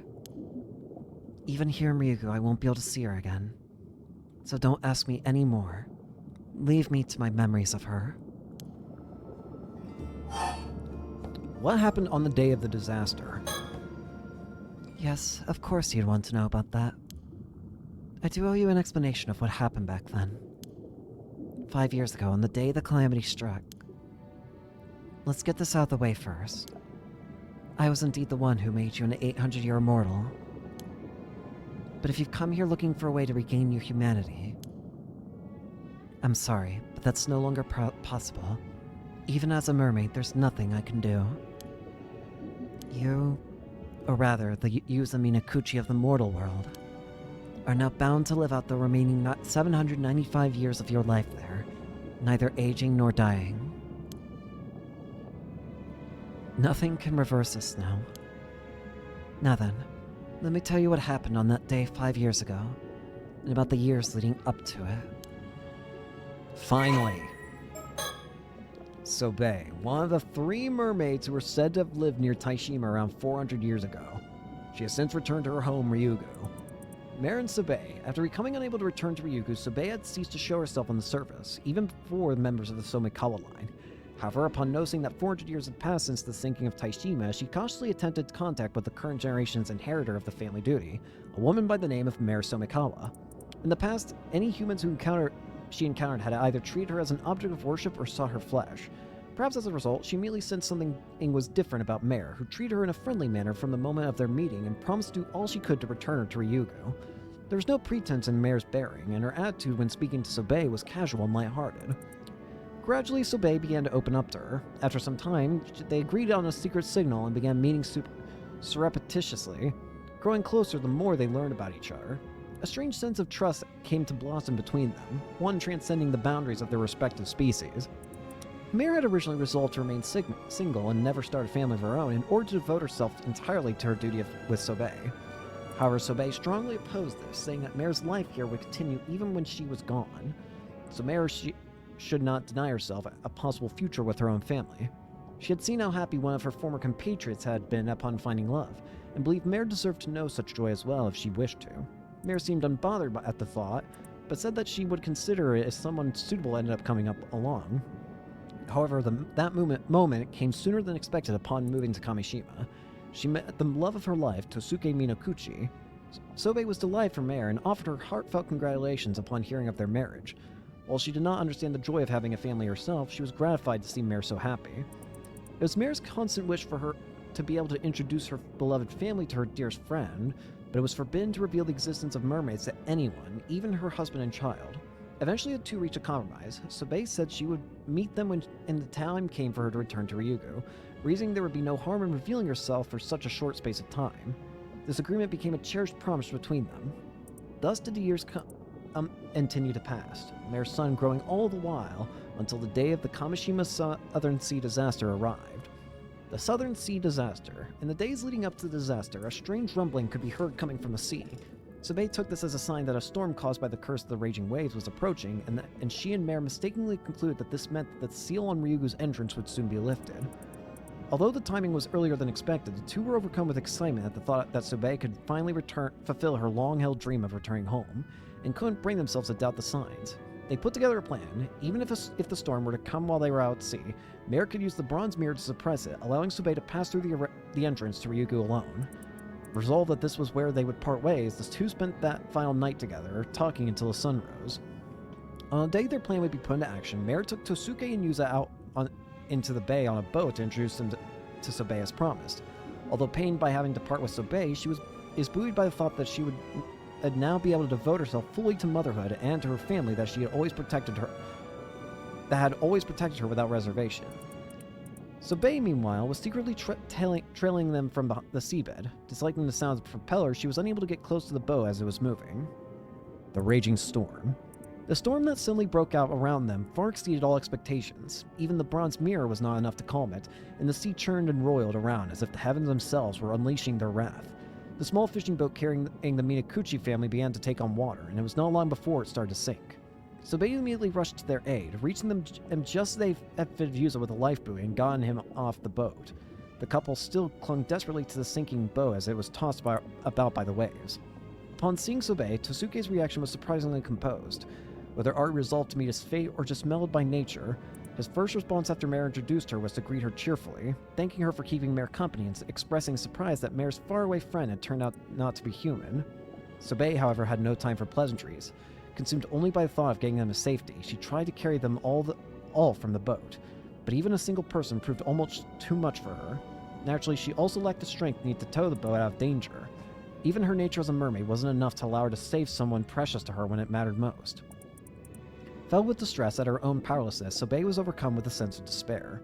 Frantic, she tried to take only Mare with her in a bid to escape the sinking boat, but Mare rebuffed her attempt. She had no intention of being the only one saved. Instead, she and Tosuke pleaded for Sobeyi to help Yuza, saying that his survival meant more to them than anything else. Sobeyi could not understand. She refused to. She prepared herself to bid farewell to Mare, but parting like this was too painful for her to bear. Mare, for her part, continued apologizing to Sobeyi despite the looming threat of her own death, concerned for her friend's safety and feeling deep regret at being unable to see Sobeyi back home. It's more than Sobeyi could stand. At that moment, Sobeyi's innermost feelings came into sharp relief. Part of her, deep down, resented Yuza and Tosuke with all her being. She was happy as long as she had Mare, but Mare had her family to love as well. And yet, it was Sobeyi herself who had wished for Mare to find happiness by starting a family of her own. Overwhelmed by unfamiliar emotions of conflict and self-loathing, she found herself unable to think clearly. Smiling as she clung to the sinking boat, half submerged in seawater, Mare thanked Sobeyi for her friendship and told her that the days they had spent together had been in some of her happiest. Sobeyi was devastated. Every part of her rejected the entire situation. She didn't want to hear Mare bid farewell to her like this. She didn't want to part with Mare at all. She wanted to grab hold of her friend and carry her away to safety by force if necessary. Even returning home to Ryugu no longer mattered to her as much as this, but she couldn't ignore Mare's plea to save her son. Wrenching herself away from the sinking boat, Sobeyi had to rescue Yuza, all the while resenting the boy for the tremendous love that Mare bore for him. The 800-year immortal. When she found Yuza, he had been caught up in a whirlpool and was barely clinging to life. Sobeyi caught herself feeling almost satisfied at the sight, thinking that it served him right. If it hadn't been for Yuza, she could have saved Mare. But Mare's plea for her to save Yuza, that her only wish was for him to survive, echoed in Sobeyi's mind. The next moment, she dragged the dying Yuza out of the whirlpool and, pulling off a piece of her own tail, forcefully fed it to him. Whether the emotions drawing her at this point were a desire to fulfill Mare's wish or hatred towards Yuza, even Sobeyi herself couldn't say. After carrying Yuza out of the reach of the storm, Sobeyi immediately went to rescue Mare. She finally found her after 3 long days of searching, but her efforts had been in vain. Mare's body was already cold. Once someone had died, it was beyond even a mermaid's power to bring them back. Sobeyi clung to Mare's body and wept. Never again would she hear Mare's voice calling her name. She laid Mare's body to rest on the seabed and, hiding herself beside it, spent her days mourning, lost in the depths of despair. Several years later, the entrance to Ryugu was unsealed, and Sobeyi, now with no remaining attachments to the mortal world, made to return home by herself. Before doing so, she met with Mare's sister, thinking to reclaim the mermaid's relic from her. However, put off by the woman's blamed avarice, she found herself unable to muster any interest in her, and ultimately returned without reclaiming the relic despite knowing full well the misfortune it could bring. So that's the story, huh? Finally got an answer. Looking back now, what I did to you was wrong. It was an extreme situation, yes, but I must have been mad to even consider it. Every time I remember, I wonder what on earth I was thinking. How could I have done something so cruel to the son Mare loved so much? Even though nothing that happened was your fault. I don't expect you to forgive me, but at least let me say this. I'm sorry. I would do anything within my power to ease your burden. There is something. What? You want a piece of my flesh? But why? I suppose it's not impossible. You could bring it back to the mortal world using the relic I left there. Normally this would be forbidden, but I suppose I was the cause of all of this. Maybe it counts as an attempt to make amends, if nothing else. There. It's done. I'll send it to the other side. You'll be able to take it from the box there. The mermaid flesh has been transferred to the Tamate Bako. The current holder of the box may claim it as their own from the evening of August 7th. It seems you've done everything you came to do. Then this is where we part ways. Know that I won't respond anymore, even if you called to me with that signal. Having a means of calling me was prohibited in the first place. Live and be happy, Yusa. For Mare's sake. For all the years she never got to see. Be sure to tell him that when you return to him in the mortal world. Achievement unlocked. Discover Ryugu. Son of a bitch game. We're gonna be beating it today, I guess. Start the game up. We're doing it. Take it back out.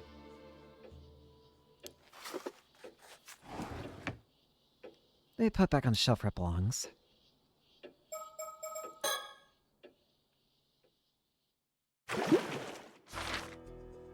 Mother fucker.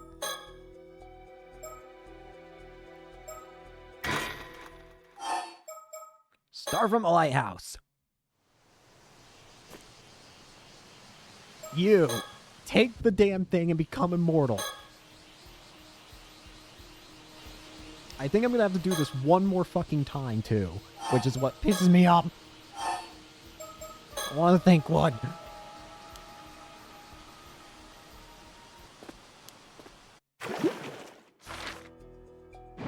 There we go! Finally! First of all, is she dead or is she alive? She's dead. Good. I do not care about your life anymore. An exciting Issei Shima adventure.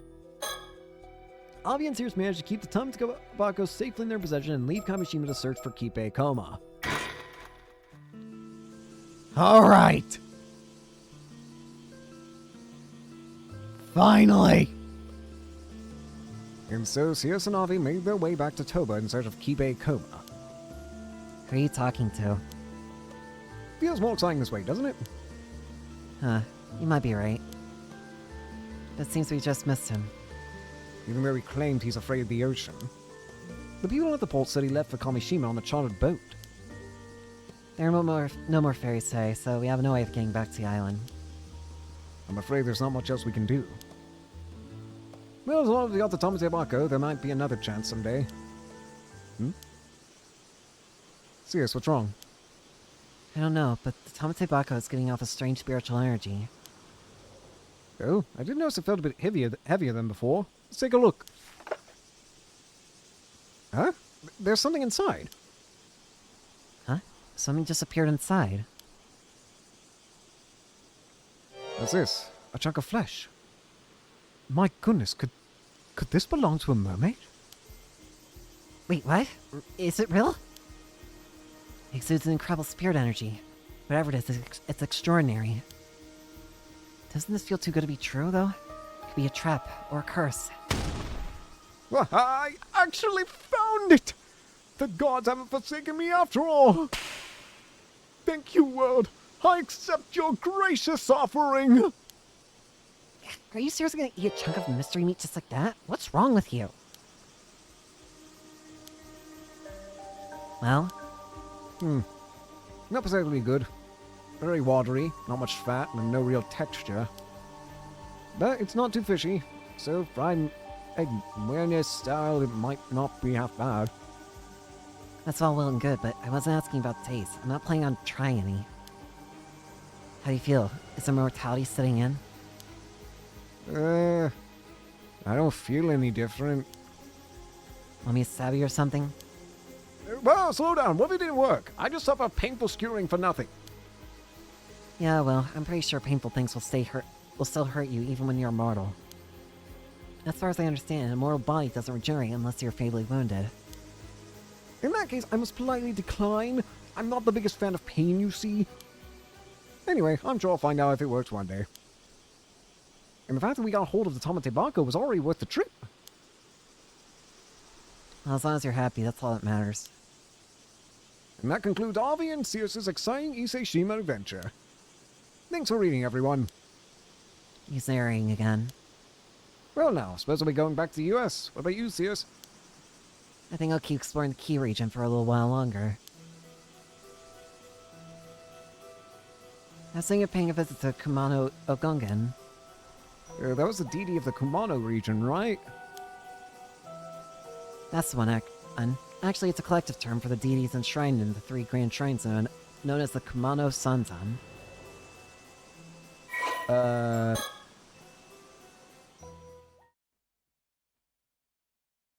And thus, after obtaining the flesh of a mermaid, Avi's wish came true and he was granted an 800-year lifespan.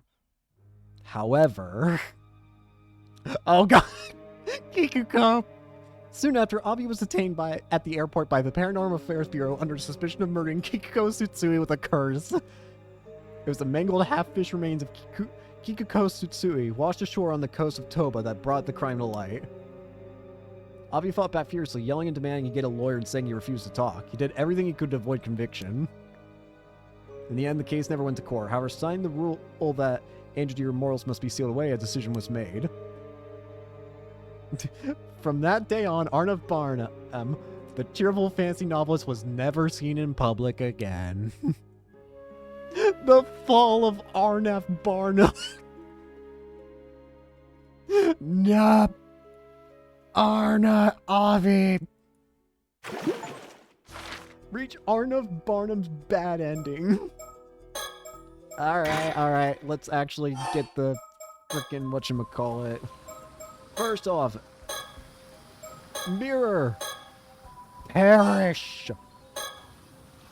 Throw.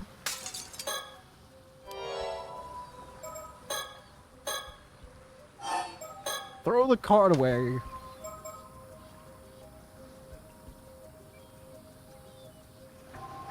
What was I doing again? Oh yeah, talking.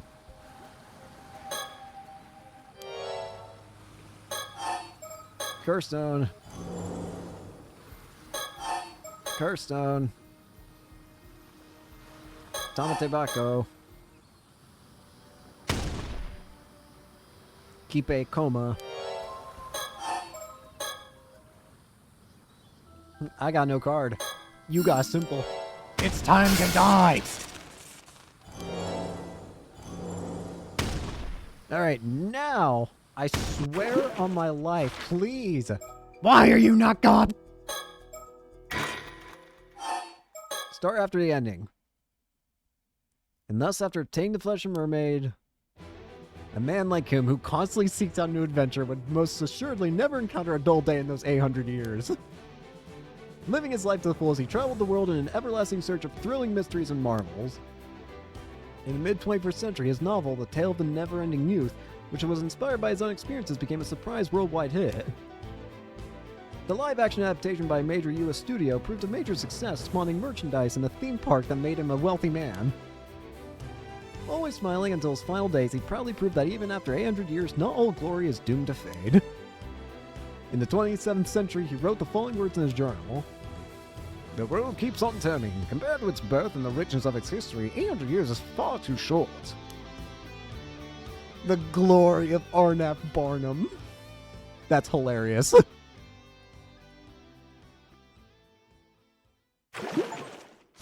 Reach Arnav Barnum's ending. Finally, the crack. Snapple. Give me the lighthouse box.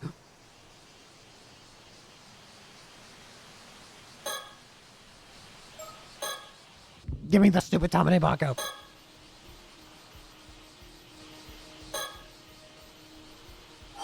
Admit the truth. Please tell the truth. Tamane Bako. Minakuchi residence. It's finally time.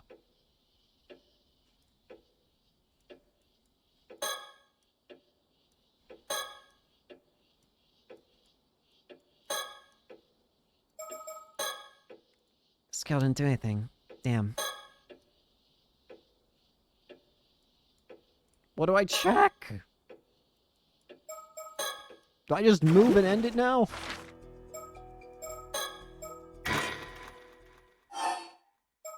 Start from the bay. I have it. I have it. Actually. She's gonna be okay. Huh? Sorry, I've been keeping the secret, but I'm immortal too, so. Finally! An eternal conclusion. Yuzami Kauchi has done everything he must do. All that's left is to see out the end.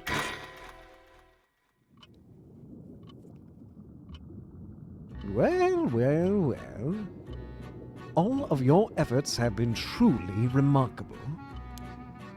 The fact that you are seeing this means all of Yuzami Kuchi's wishes have been fulfilled. You have overcome countless hardships and resolved every dilemma. Congratulations. Now then, as you may be confused as to what exactly has transpired, please allow me to explain. Yuzami Kuchi's true objective was to find the flesh of a mermaid. This was to fulfill his oath of making Sato Shionami immortal again after her imminent demise, that they might live 800 more years together. However, who could have expected multiple curses to strike Kamishima at the very same time? Yes, I'm referring to the curse of the Raging Waves, born 4 centuries ago, and the curse of Omoshige, which had built up over 800 years ago. While such calamities would appear to offer not but misfortune, as luck would have it, these curses were blessings in disguise. They led Yuzami Kuchi down a path that would otherwise not have been possible. One could very well call it a miracle. The key to all of this was, of course, your efforts. Now, I shall describe each pivotal event of this story in its order of occurrence. One fated day, August 7th, Yuzami Kuchi went diving and searched Kamishima for leads to find mermaids. However, that night, Kipe Koma sent Kikuko Tsutsui as an assassin to cause the tragedy of Kamishima, thereby allowing him to capture Sato. This shifted Yuzami Kuchi's priorities away from his search for mermaid flesh, as he is tragically killed and his mission ends in failure. It would seem that fulfilling his wishes was never in the cards, and he instead met with a terrible fate. However, the consciousness lingering within his severed head witnessed something inexplicable. It was the sight of his 800-year immortal body regenerating a new head. With that, a new mind, complete with all memories intact, formed inside the regenerated head of the resurrected Ryuza Minakuchi. The severed head then disappeared, yet the consciousness that had remained within it did not return to his body. Rather, it became a spirit that crossed over to the afterlife, what some might call the eternal world. Thus was another consciousness separate from Yuzami Kuchi's primary body formed. And that separated consciousness was you. You once asked, "Who am I?" But may I assume the answer has now become clear? This separate consciousness of Yuzami Kuchi remained in the eternal world despite the firm resolve it held. Growing ever more anguished over its failure without knowing what had occurred afterwards, it dearly desired to find a way to return to its past life, its past self, and explain the situation before this failure could take place. So it found its way to the boundary between the mortal world and the world beyond.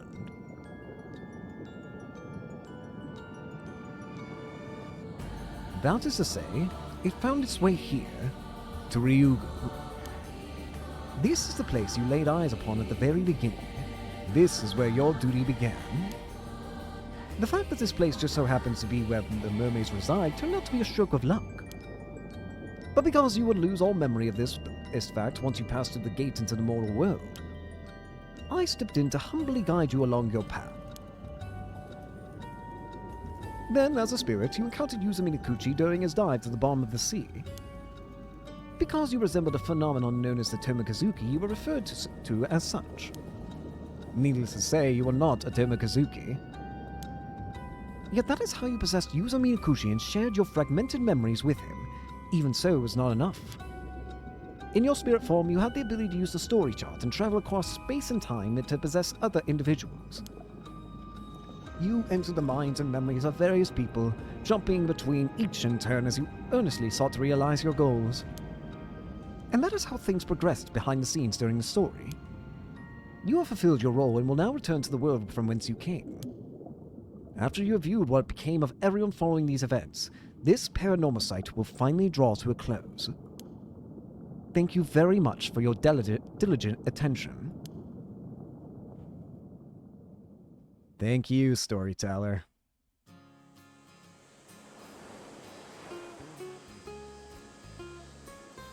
The immortal couple. So you decided to accept your inheritance, but you're going to university first. Uh-huh. The wheels are in motion for me to take over the family business after studying real hard at university.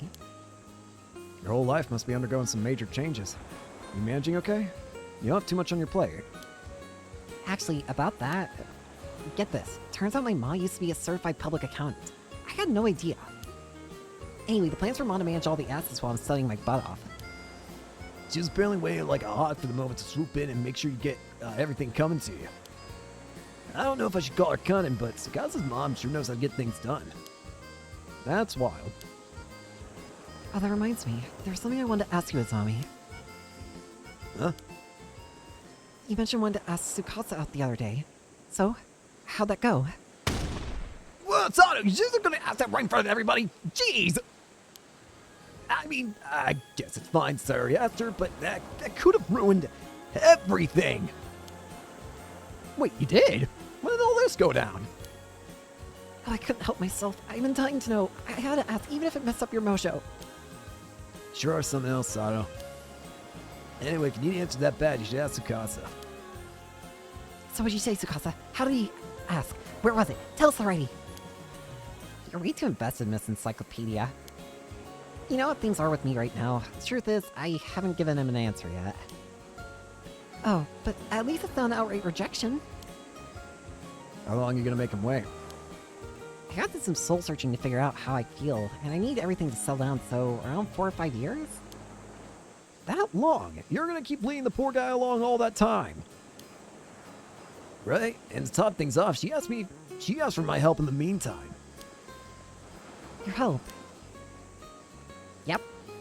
I want to take over for Old Man Wakamura and make Kamishima the best place it can be. I want to be way more convenient and bustling than it is now, an island that tourists flock to, you know? That means I'll need to start a business to manage all that. As you can see, I've got loads of stuff to do. That's why I need you to give it your all as the leader of Kamishima, Azami. Yeah, I guess I want all that stuff for Kamishima too. That all sounds great. And Azami will definitely be a big help. I plan to have Azami rise up the ranks and help me out with a whole bunch of stuff. Once he becomes a big shot like the mayor or something, then maybe we can start going out. What? That'll take way too long. I'll be an old geezer by then. See what I mean? This is what I have to deal with. Seems like that cunningness runs in the family. Well, you've got something to strive for now. Good luck with that. Quit your belly aching, Azami. We're doing this for Sato and Yuza too, you know. Yeah, I know. We talked it all over before. Huh? What do you mean you're doing it for us? Let's just say we were surprised when we heard about you guys the other night. About how you became an immortal yourself 5 years ago, yeah? At that stage, you'd seriously gotten your hands on some mermaid flesh for Sato.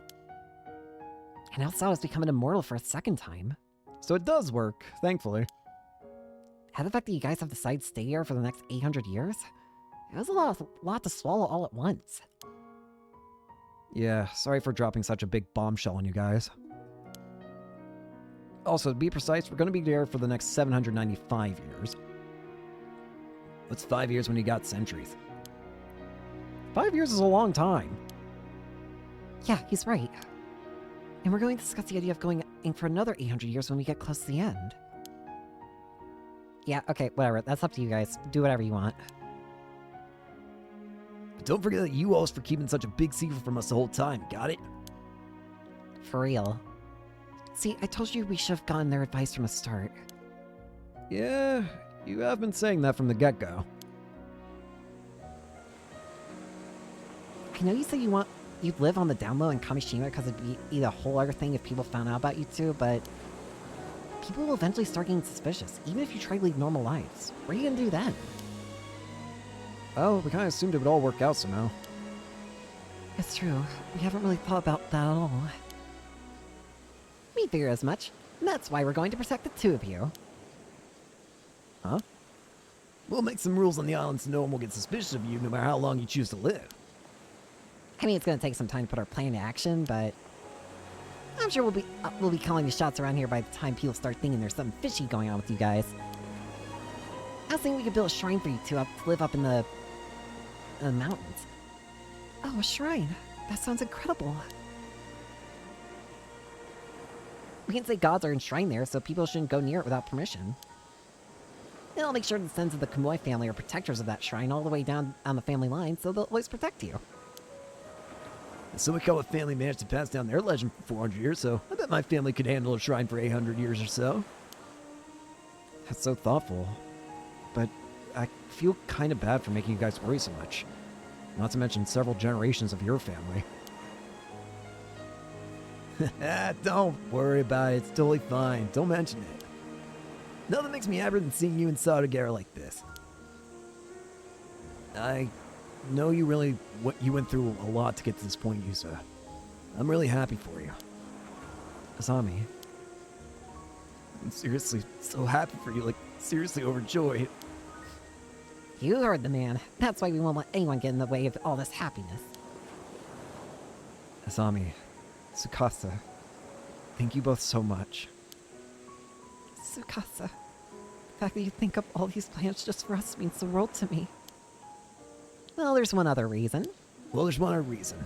Yusa's never been the type to look before he leaves, so we have to be around to make sure he doesn't get in any more trouble. Ah, good point. Hey, that's not true! You're the one who always got me in the messes, Azami! Nope, you're both wrong. You have any idea how much apologizing I've had to do for you guys over the years? Oh, but you're gonna make it up to me now. I'll work you both to the bone. You too, Sato. We're gonna put Kamishima on the map. You got it. Just tell me what to do. Let's all keep getting each other into and out of trouble from here on out. No.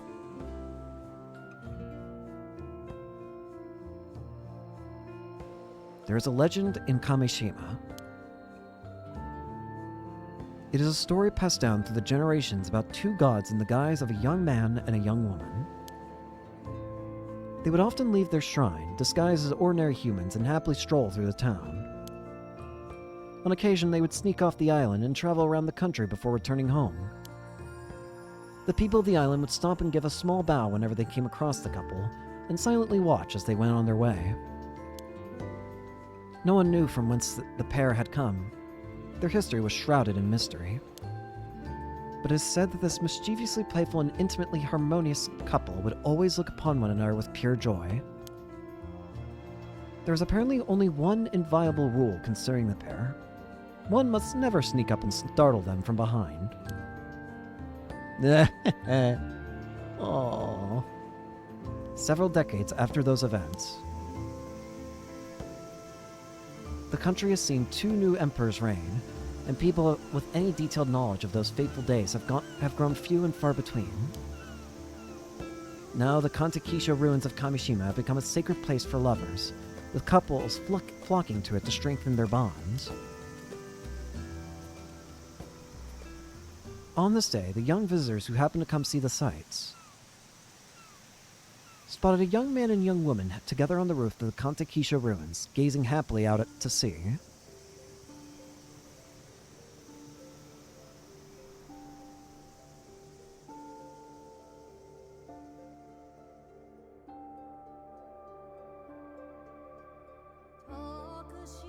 And that seems to be the real end of the game, I think. I'm going to take a look at this guide real quick, because this game has already been throwing me for 10 trillion curveballs.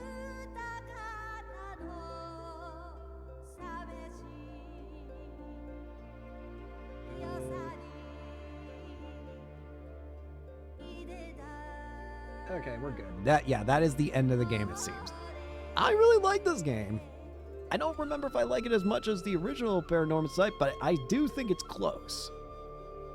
If not the same, it's probably like maybe 1% off. As to why I would say it's 1% off of being as good as the original Paranormasight 7 Mysteries of Hanjo, gonna be honest, it is completely entirely because of that bullshit of trying to figure out how to find... How the fuck are you supposed to discover that without a guide? How the fuck? There was no shot I was ever going to find that out without a guide. I would have been stuck here for 10 more hours. It felt good to actually, like, do, and it felt like it was cool and all. But, Jesus Christ, I would never in a million years have found that out without a guide. So again, that's probably the only reason why I would say I like Seven Mysteries of Hanjo like 1% more or whatever.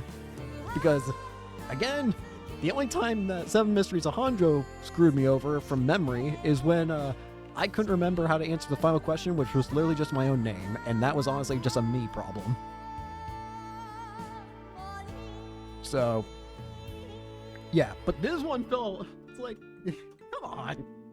That's a little much, don't you think?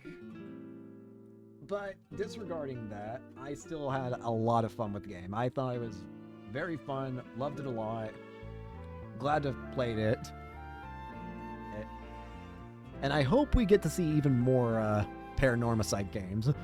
I really, really want this series to continue. This is a fantastic series that can just keep going, and you can do so much with the whole curses angle and all that. Like, there are so many different legends I imagine you could pull from. You could do so much, and I would love to see more. So I really hope they continue to do more with this series. Because I like this game. I like this game 99% as much as I liked Mysteries of Hanjo. Again, I will not forgive the 1% that told me, hey, figure out this insane puzzle. It's like, what do you mean? How was I supposed to figure that out? But again, I still love the game. Don't get me wrong. It's just, Jesus Christ. What a wild ass, like, ask. I mean, I thought it was already insane enough that it asked you to go look into your loads. Your your loading. I already thought that was insane. But then, to look at the, fucking...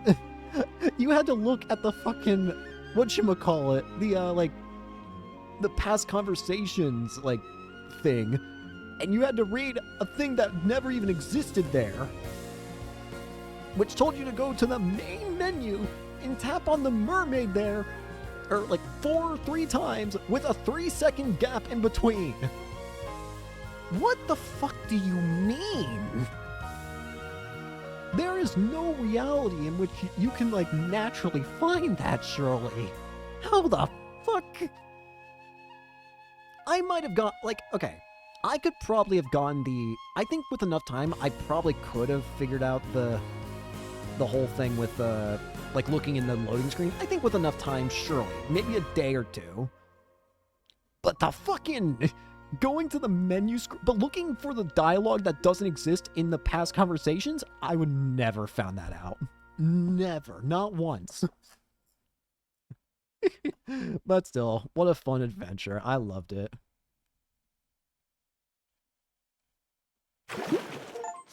I just got 3 achievements. Complete all files, complete the story, and reach Yuzu Miyakuchi's ending.